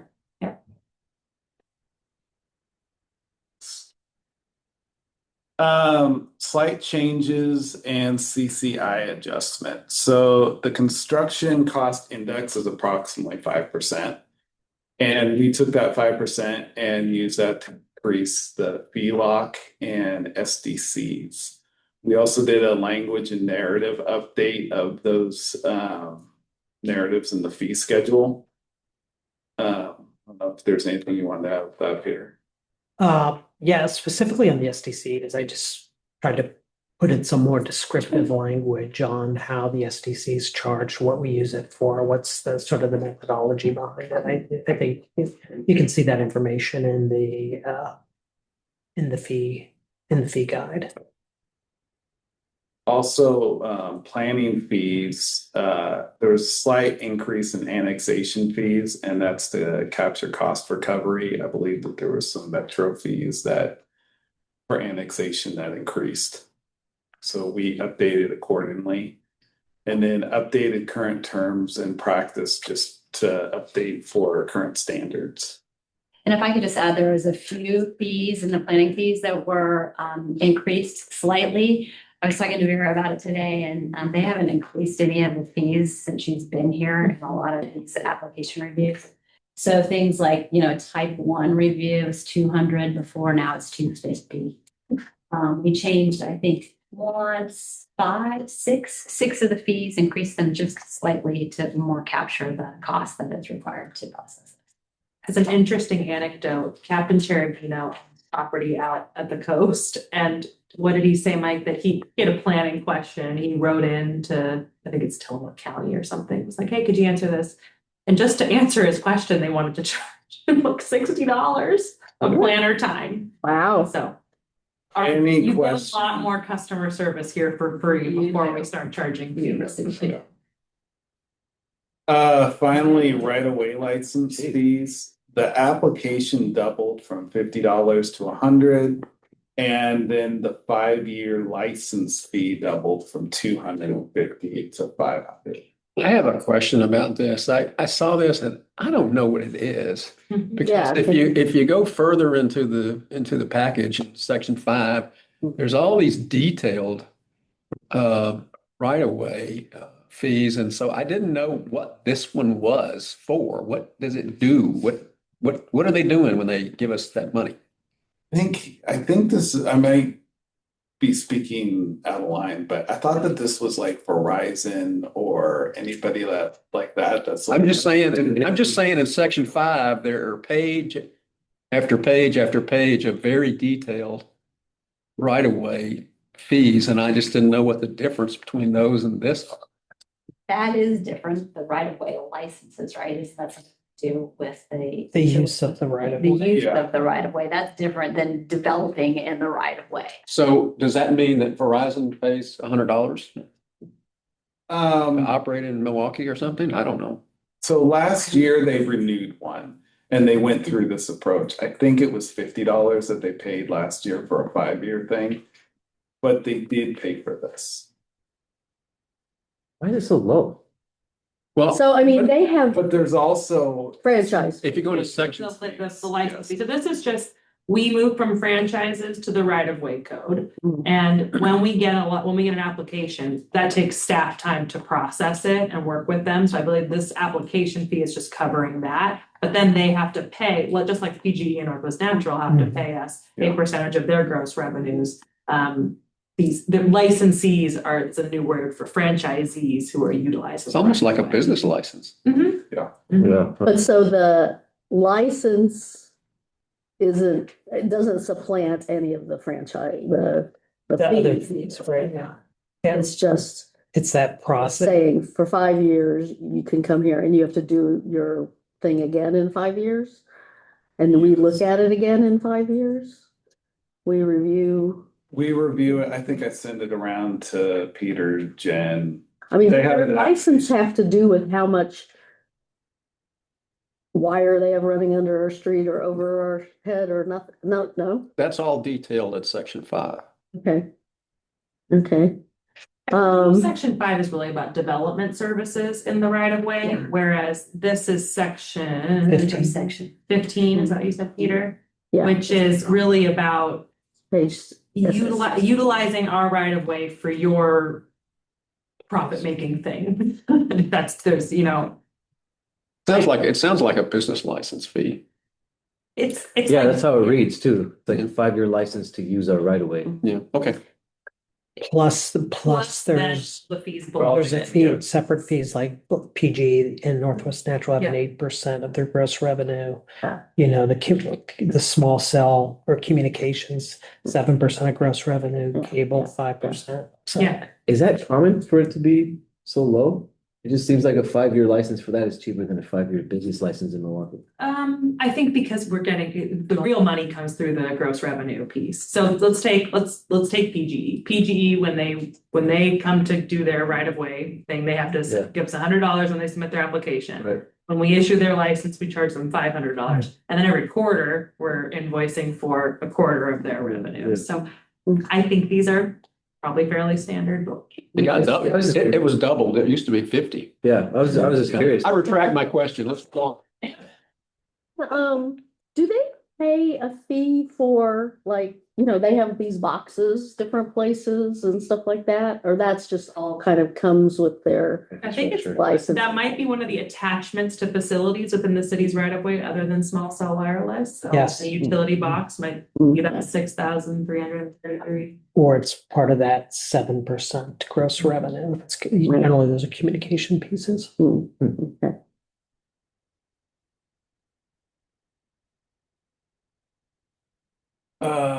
Laura, do you want to talk about engineering and development services? Sure, we can talk about a few things. So we added a few new fee categories, things that we're doing and currently aren't charging for, but we should be charging for.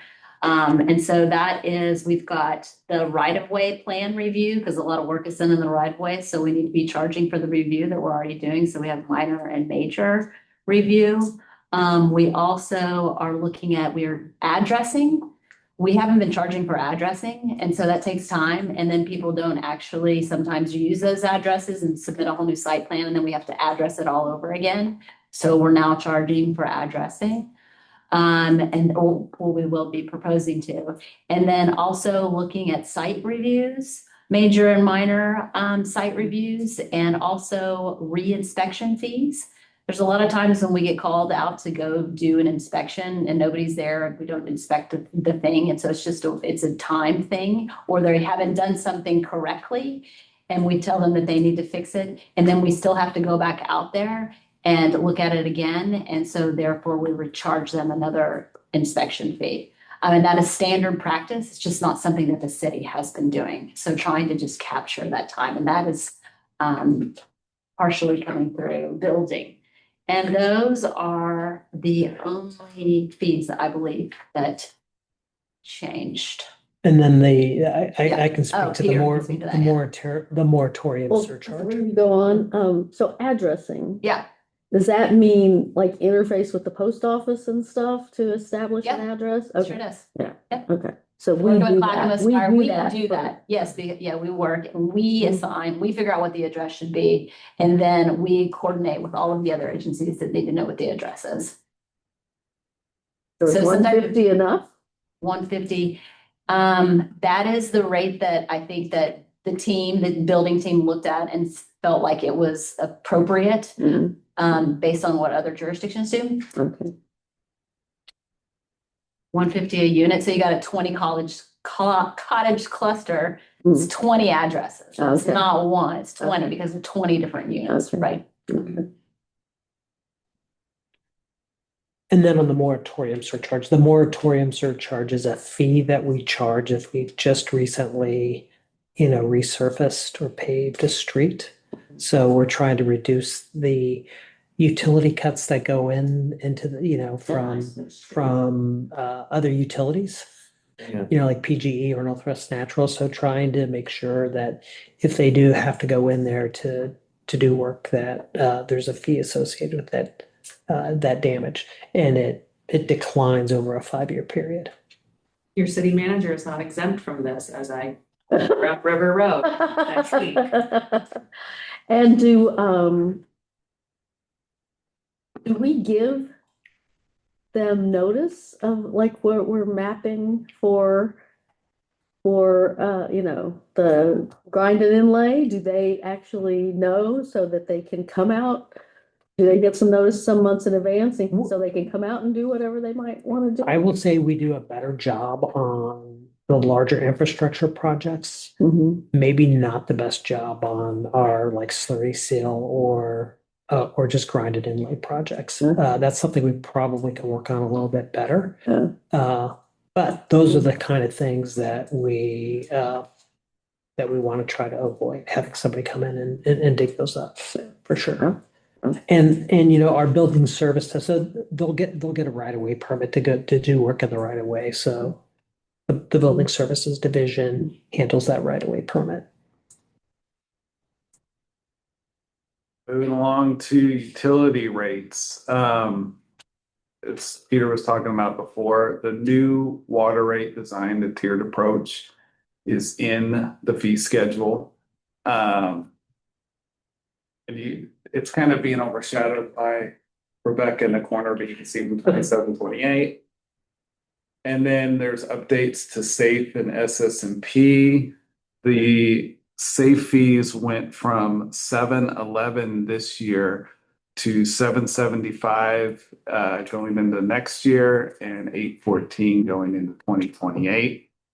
The SS&P fees went from current rate of $6.40 to next year going up to $6.72 and then $7.06 in 2028. I might be wrong here.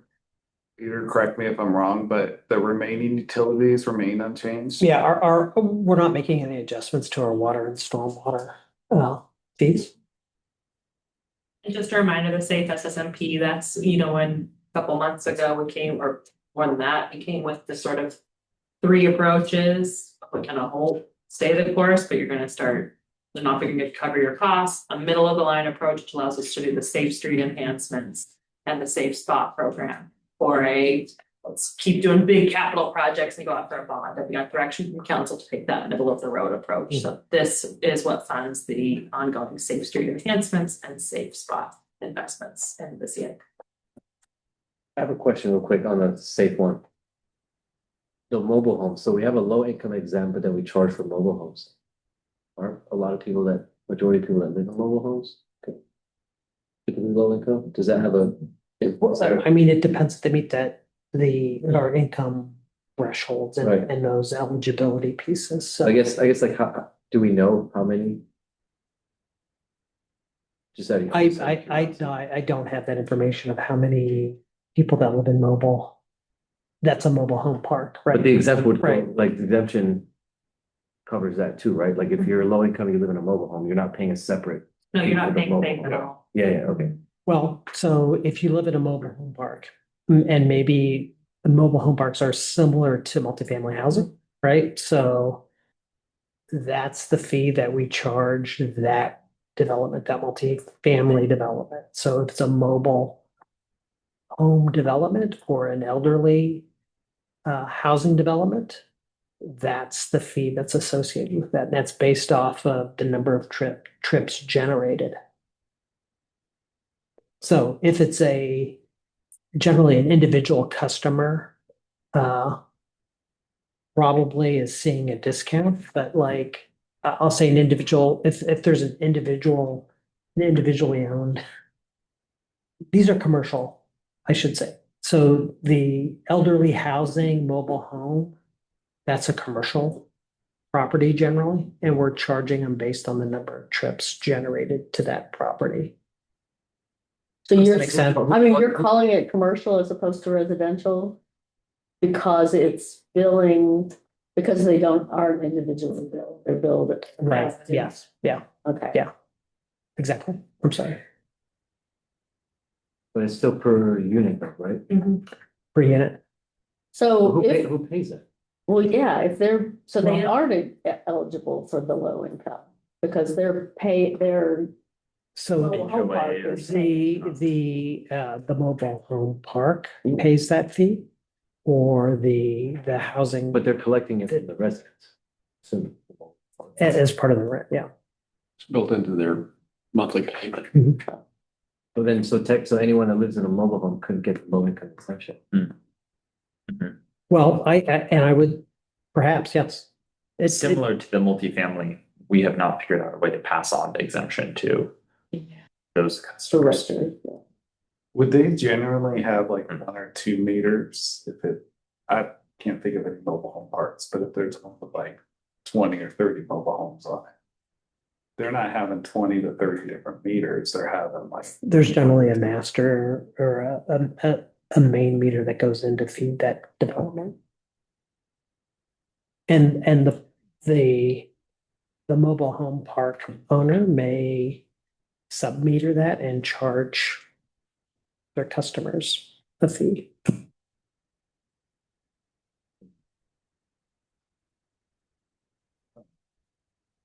This is a comparison of the average residential customer bill at 6 CCF. This is using the tiered approach that was talked about earlier. So for the average user at 6 CCF, for 2026, their overall bill goes up 1.24%. And then in 2027, it goes up 2.62%. Is that after the 3-tier? Yes, yeah. Yes. Yeah. So this table here is, as Mike said, is based on the average customer that uses the 6 units of water. So, and also has that winter average of 6 units. And you can see, with the application of the rate structure that we had just discussed earlier to that, for that 6-unit customer, that average customer, their water component's going up 91 cents. And with this SSMP and safe fee, those are going up 94 cents. So total of roughly about $1.85. There just might be a little bit of So this says 5% increases for safe and SSMP, but our cover memo said 9%. Well, that's because when you're at those lower numbers there and you round down, when you round, it gets to 8.7 Oh, okay. because Eight- it's just a rounding. Yeah, Okay. yeah. It's just a round. I was looking at. Yeah. 27. Wait, the 20s, that was, oh, that's this, okay. Yeah, got it, yeah, got it. And just stopping here for a second, I mean, I'm just putting in the context of your affordability goal and the metrics of success that you guys have for that. I mean, I think we were pretty eyes wide open. We weren't gonna be able to cut rates in the environment we're in, but and maybe I'm just saying this as a person who currently lives in Portland, but I think it's a good story, and a success metric that even with the major infrastructure needs that we've got and that we are planning for on the water side and the other places that you've had to take some moves that this is, you're looking at 1% to 2% increases rather than you've seen other utilities that are going up 5, 8, 10+%. Next slide is a comparison for a low use customer at 3 CCF rate. And for them, their bill is going down 0.6% in 2026. And then in 2027, it goes up slightly at 2.14%, 2.14%. So not too much. And this is a customer using three units, right? So they're getting that benefit of that $5 discount plus the lower rate. Next is a comparison for a person on income assistance and low use. For this in 2026, their bill goes up 4.9%, and then in 2027 at 2%. It actually goes down. And I should say this is a customer that's on our low income structure, eligible for the low income, but also is a low water user. So they're using 3 units of water and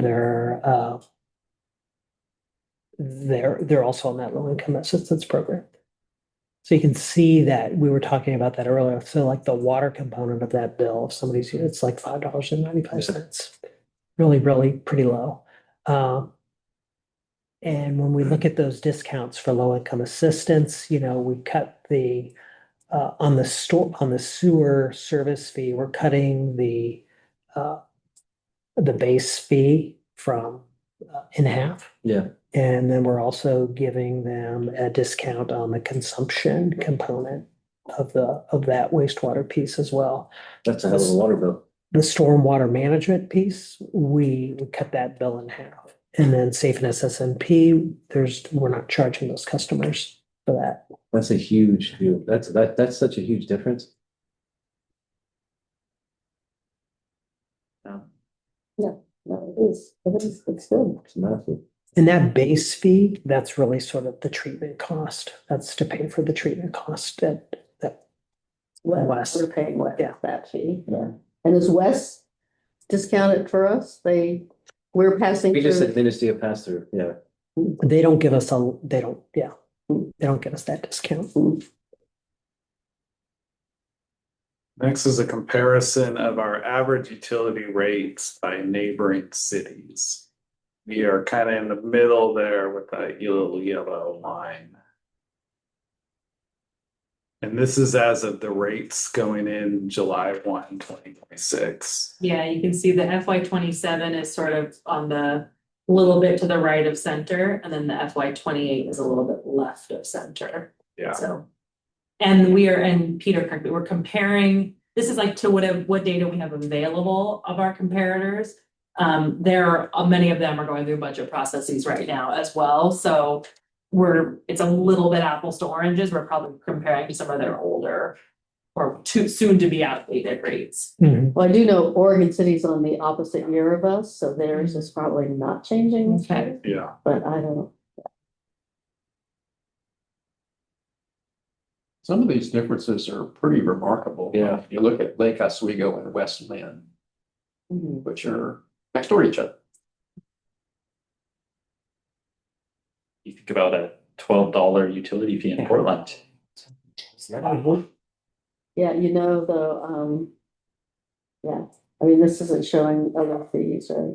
So West Lynn pays for their parks through a utility bill. Do they? And I And think, it's the almost red. $20 a month. I I think. think we have that in the other. It's in the third, they do parks and public safety and So what's the, like, what separates West Lynn from us? Like, what is it about West Lynn? Because that's a more affluent city. How are they paying less than we are? Like, I'm trying to figure out West Lynn, Hillsborough, Wallaton. Is Orange Storm, Peter? They pay less Yeah, it looks like it got stormwater. cut a little bit there. Yeah. But I mean, like, what's the driver how can they get to pay less than, because we're so, it is these shock me sometimes, because I'm like, man, we're smaller than all of these other jurisdictions, but we pay more than.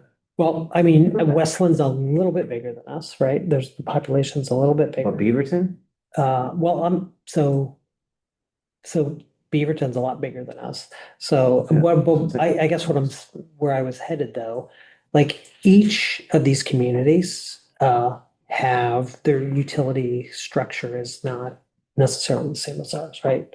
So West Lynn doesn't produce their own water. They buy water and then bring it in and distribute and sell it to their customers. So we produce water, we get water from groundwater, we treat it and send it out into the system.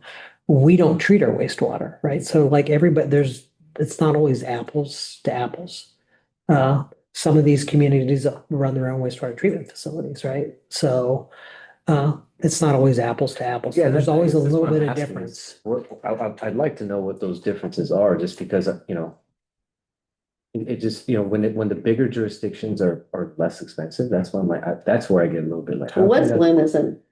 No, but I'm looking at, Tualatin's bigger than us. Oh. Beaverton is way bigger than us. I had handed Hillsboro's out, I think I had nice. handed out at the budget committee meeting, a spreadsheet that had all the utilities and the sort of differences on how they treat and how they're structured and how they're staffed. I can send that out again to everybody to take a look at. Yeah. I think the other thing to keep in mind is, I don't know if you followed the conversations in Wilsonville, but I suspect these are old numbers, or these don't include the hikes that Wilsonville is about to have, because if you haven't been doing, if you've been trying to suppress rates and then you're coming Yes, like up Oklahoma. against, they're gonna have a huge, Launch. they're having like Okay. knives, pitchforks and lanterns. Sandy recently had that a couple of years Yes, ago. Sandy and Malala have both had to build more sewer Yeah, no, capacity. I get that. I just wonder Mhm. what are the factors? Is there something that they might be doing that we're not, or is it something that we may be going above and beyond? Or is it Maybe could be- SDCs? Do they pay for more with SDCs? Did they build out something really big 10 years ago, so they've been able to ride on it? There could be all kinds of Yeah, ways that I'd be happens. curious. I'd be really curious. I mean, really, but the difference between Milwaukie and West Lynn is not really that much. No. It's like 2 or 3%.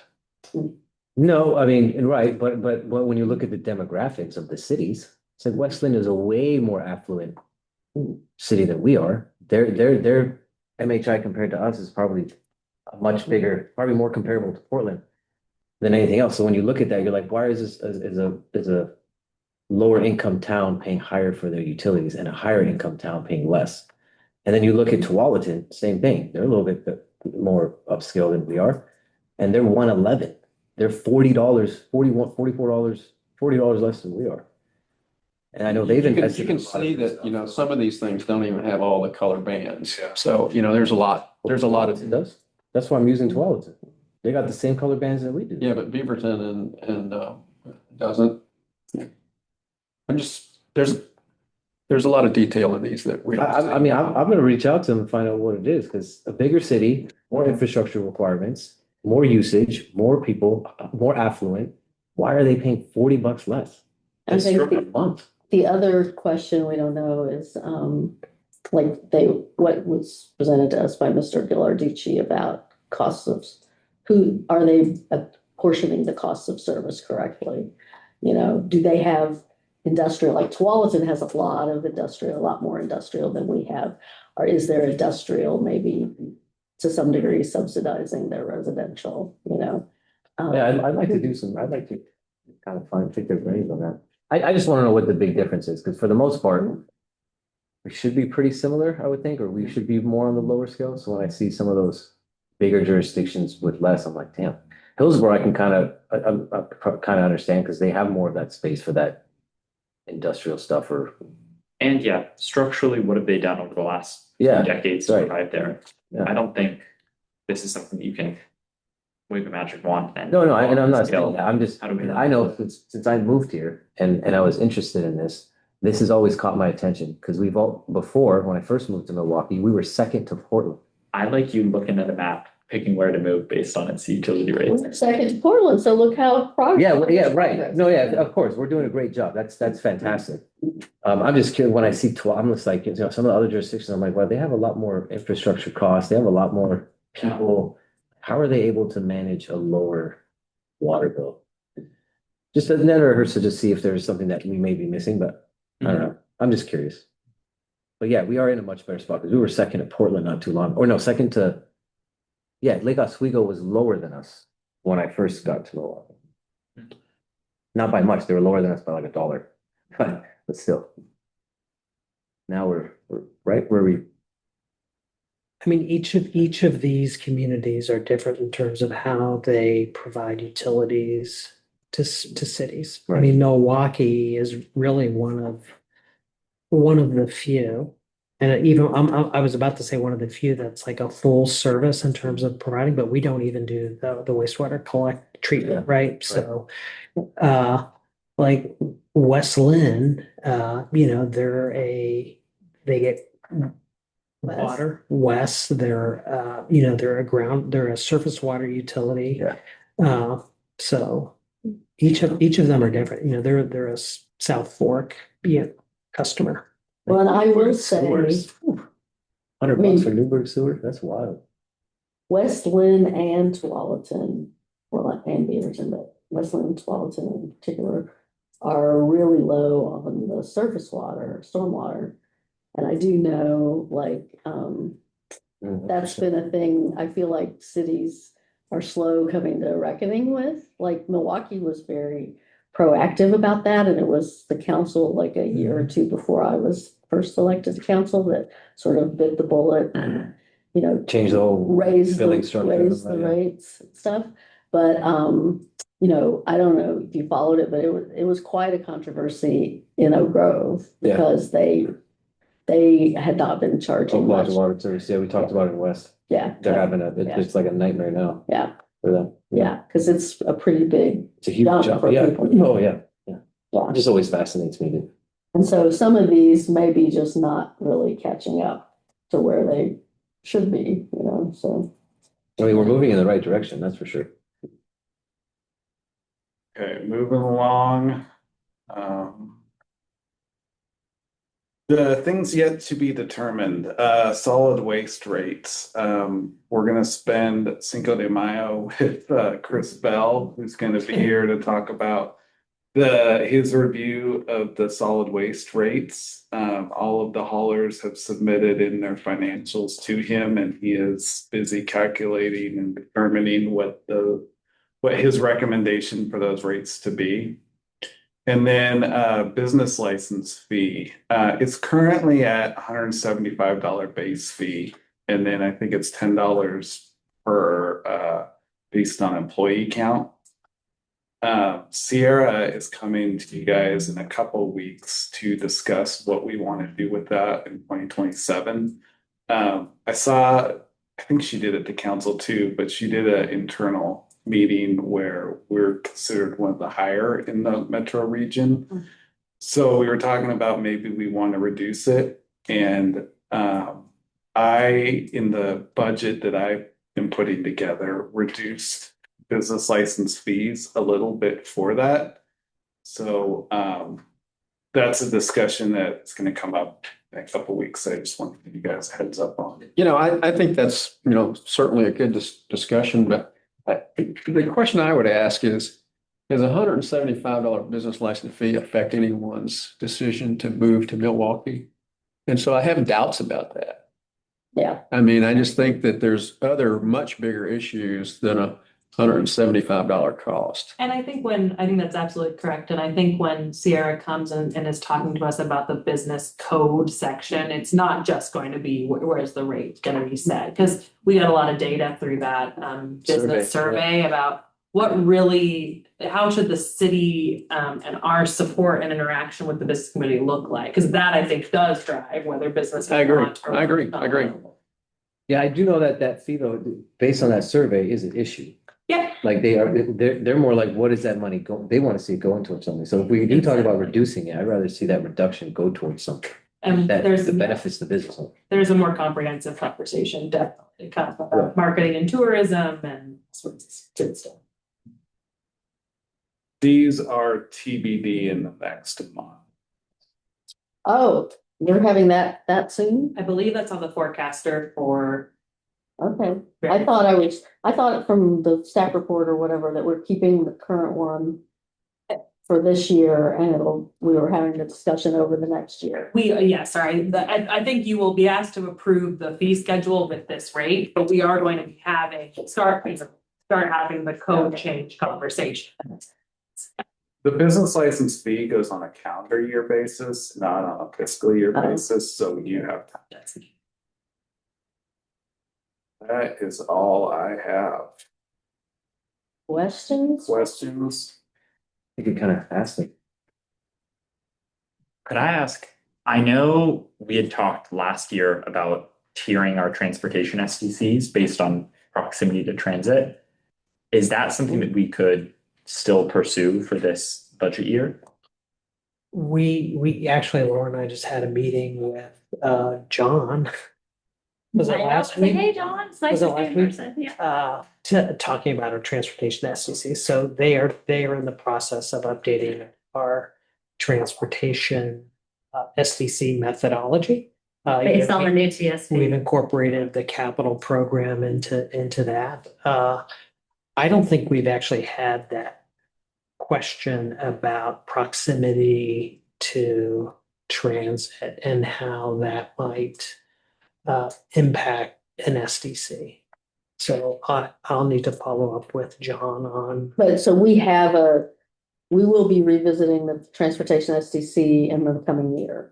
Yeah, I'm hoping Laura and I have a follow-on meeting to talk about one of the things we're looking at on transportation SDC to try, right now we have a scaled SDC for water and wastewater based off for single family residential, right? There's a scaling piece.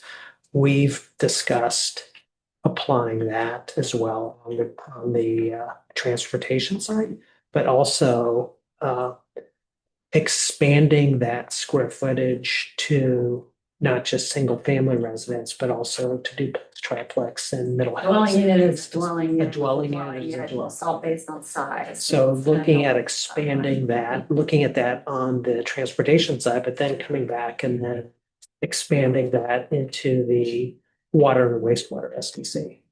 So, which would require us to do probably an update, like a methodology update on that and have another public hearing on that. But we're getting close to coming back and doing having John come in and talk about transportation SDCs and the methodology and what those fees look like. And then going through the 90-day public hearing process and then adopting something that's probably past this fee schedule adoption. But this summer or early fall. So you have to give a longer lead time for SDC. We have to do a 90-day, public notice. Gotcha. I have a question for the city manager. So I'd like to know if you have ever Waived some fee. established a new fee. it says right here, you can establish a fee not yet authorized in the fee schedule. Have you ever done that? I'm trying to think. I have done the waiver and it's been over the $1,000 threshold. I've let. We know about that one. I didn't know about this one though. I'm just curious. Public safety fee. I No, don't get your I think approval we- for that. Oh, she's saying that she did unilateral. I like, yeah, you're saying. I'm trying to, the only thing I can think of is. There's no reporting requirement aside from that. If there's been like a time when someone's brought like a weird event thing to us, then, you know, we don't really charge for event fees, but I can't recall. Okay, sort of like, it's sort of like deciding what you're gonna charge somebody on, one of these, secondhand sites or something like that. Like, Yes. that's what I want for my old lawnmower, right? Actually, when I was on leave, my dad was a big cyclist and I sold a lot of his bikes and I'm not a fan of AI, but I have to say it was very helpful to take pictures of his bikes. I know nothing about bikes and upload them to ChatGPT and be like, what is this, first of all? And then how much should I ask for this on Facebook Marketplace? And it was very helpful. There's a bike blue book. Well, and I didn't have time. Yeah. One that we came close to that I was thinking of was we had a tamper fee. We added it last year in the fee schedule, Yeah. but somebody had tampered with the meter a Oh, couple of years ago and we ended up waiting to do it and add it during the fee schedule last year, but that was one where I was thinking we should have. Yeah. And might have added one back in the old building when there was a, like Netflix film crews wanted to. Oh, yeah. We have. Um, The librarian? Yeah. Was that the show? trinkets. I Librarian? bet it was trinkets. Oh, Yeah. yeah. Yeah. Yeah, good question. Yeah. Council President, you had two other questions. I did have, spoiler. Why am I not surprised? We have different fee reductions that we do. And I was just talking to folks at Lake Road. One of the things that they're trying to do is work with the owner of Milwaukie Floral to rezone to SMU or NMU, one of our mixed use designations. I would be curious, council's sense, if we would be willing to add some type of reduction like we have built into our fee schedule for other things for rezoning parcels into our NMU or SMU designation. Reduction in what? So, the Reduction in- planning fee costs. So we have right now an NDA sponsored rezoning application, or an NDA planning application for a park is something that we waive fees on. Yeah. I'm wondering if the NDAs are working to try and, there are a lot of large parcels throughout our city that people are, I think, upset that we haven't proactively zoned to be mixed use. And in light of us making zoning changes, are trying to retroactively, before development is happening, rezone the mixed use. I mean, it's because the property owner didn't want to do it. We're not gonna bully a property owner. Yeah, that property Like- owner took Yeah. a fully informed decision, We're not and gonna I'm force not anybody to make inclined it. to make a fee reduction if they have People changed still their have property mind. rights, Council President. Yeah, That one is, It's a big process they have to go through for a it's- zone change. It's not an automatic. They have to meet the criteria that's in the code, so they have to follow. So it's a lot of work too for staff. For to staff. go through that, and there's a lot of notification process, because it's essentially spot zoning. I mean, we've talked about this before. We don't really have a program for that or talking about how we would want to do that. So I wouldn't think that reducing a fee for something that's actually going to cost us a lot more staff time to do would be it. What is the fee right now? That's the planning review fee that's type 5. Type 5. So let's see, what is it, like I know it's in here. $2,500 maybe? and I mean, the NDAs get a waiver of the fee for an appeal of a $5,000. decision, but I don't think they get any waiver of, I mean, they don't do park planning, they don't do development as an NDA, so I don't think we waived fees for they just have a waiver for the appeal, as I understand it. That's not for actual development applications, because On They page don't do that. 24, we have a neighborhood district association sponsored land use application related to parks, and fees are waived entirely for that one. Yeah. That's, yeah, it's on page 24. NDA sponsored land use applications. You want a reduction to switch to NMU or SMU? Yeah, I mean, this is something I was talking to folks at Lake Road about last night. They're trying to work with this property owner, and there are other properties along Lake Road. They're also trying to convince property owners to switch into a different designation. And if we enable NDAs like we do in other areas to be able to sponsor things and see a fee reduction, maybe NDAs would have more success in convincing property owners to shift there. Well, first off, I mean, this property is a little different because the city did propose it to be, but the idea that NDAs are going out there, you know, trying to urge NMUs, I think that's backwards and we should not be encouraging that, frankly. You know. Can you explain that, Mayor? What do you say we should be doing? Because you need you have a planning process to decide where you're going to put those kind of resources. Part of the reason we haven't designated more of them is that they're already cannibalizing from each other. We've got empty space at, you know, Milwaukie Marketplace. Now it's starting to fill up finally. We have empty space downtown. Now it's starting to fill up finally. But when you build if we see 32nd Avenue build some more retail space, if we see some of the stuff around the King Road Safeway that's empty and looking to rent. Yeah. I mean, if you just start creating NMUs willy-nilly, you're just cannibalizing from each other, first off. Yeah, And I see what you're saying. there's also just places it makes sense and places it doesn't make sense. Yeah, that's interesting.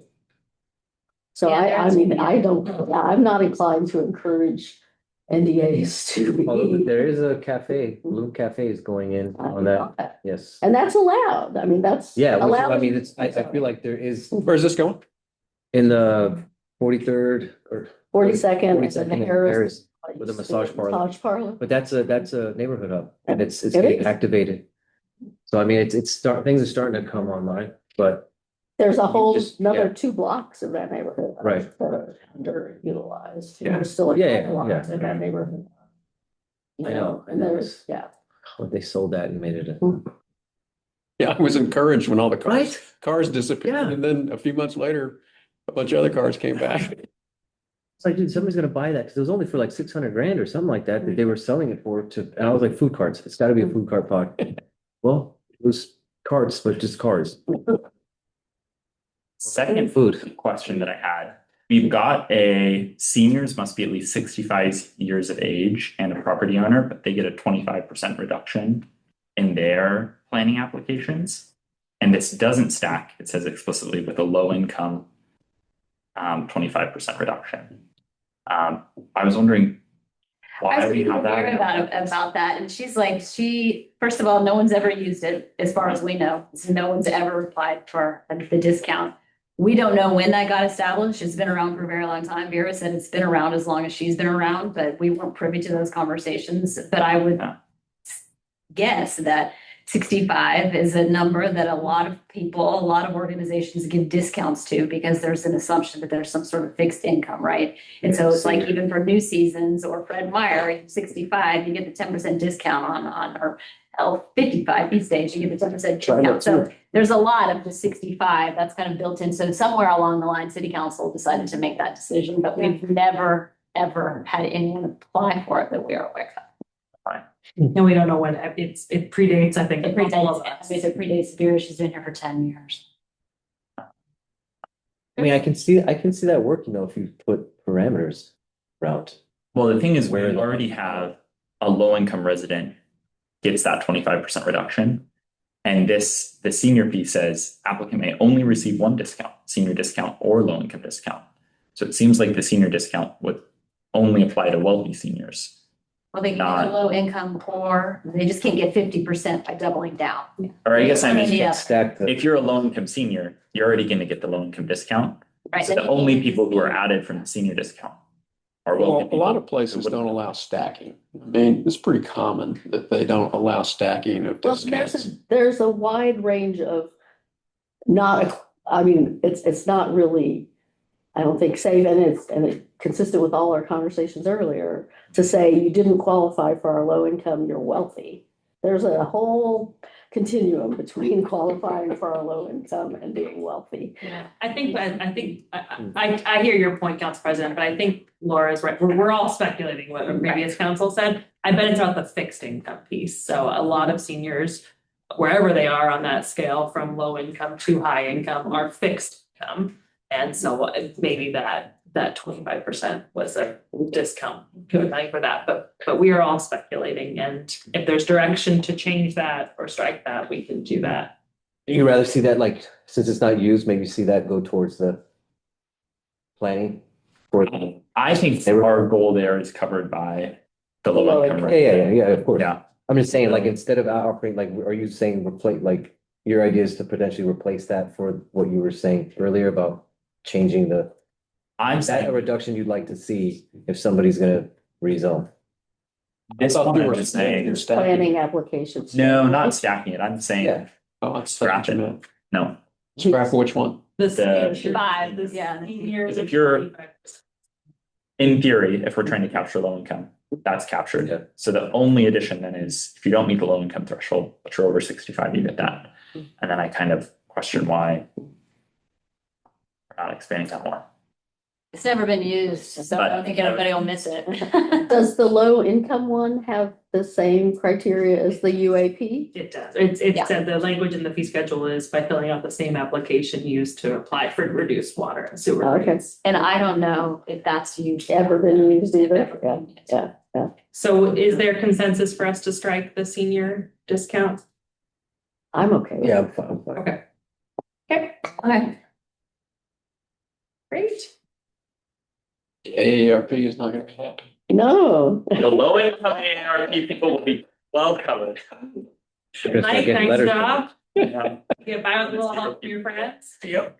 All right, are we done? Do Is that it? we have any? Well, I think we have Got a reports. council reports blurb here. Does anybody have council reports to give?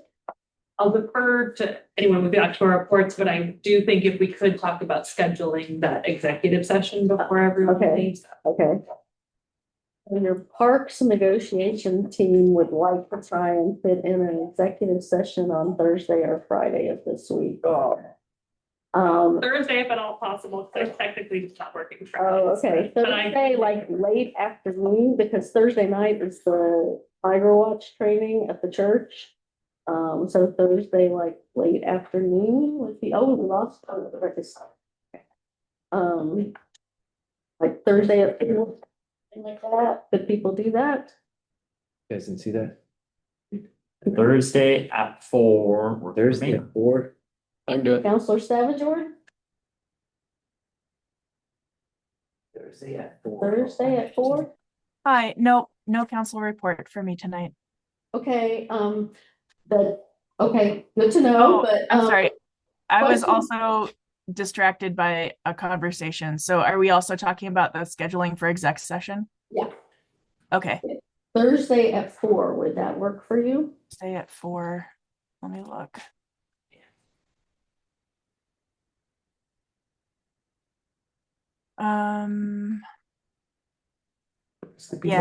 Yeah, I should be able to run over there. Yep. And what's the length of the meeting that we're looking at? Are you all still there?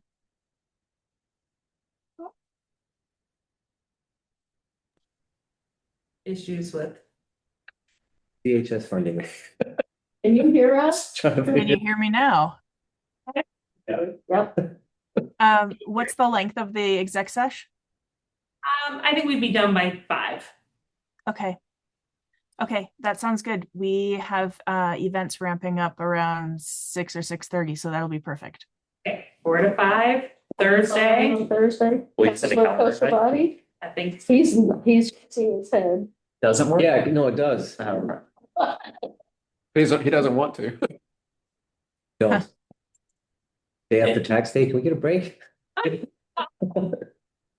Okay, I'm not seeing anybody clamoring to give a council report, so I guess without that, we're ready to adjourn. Move to adjourn.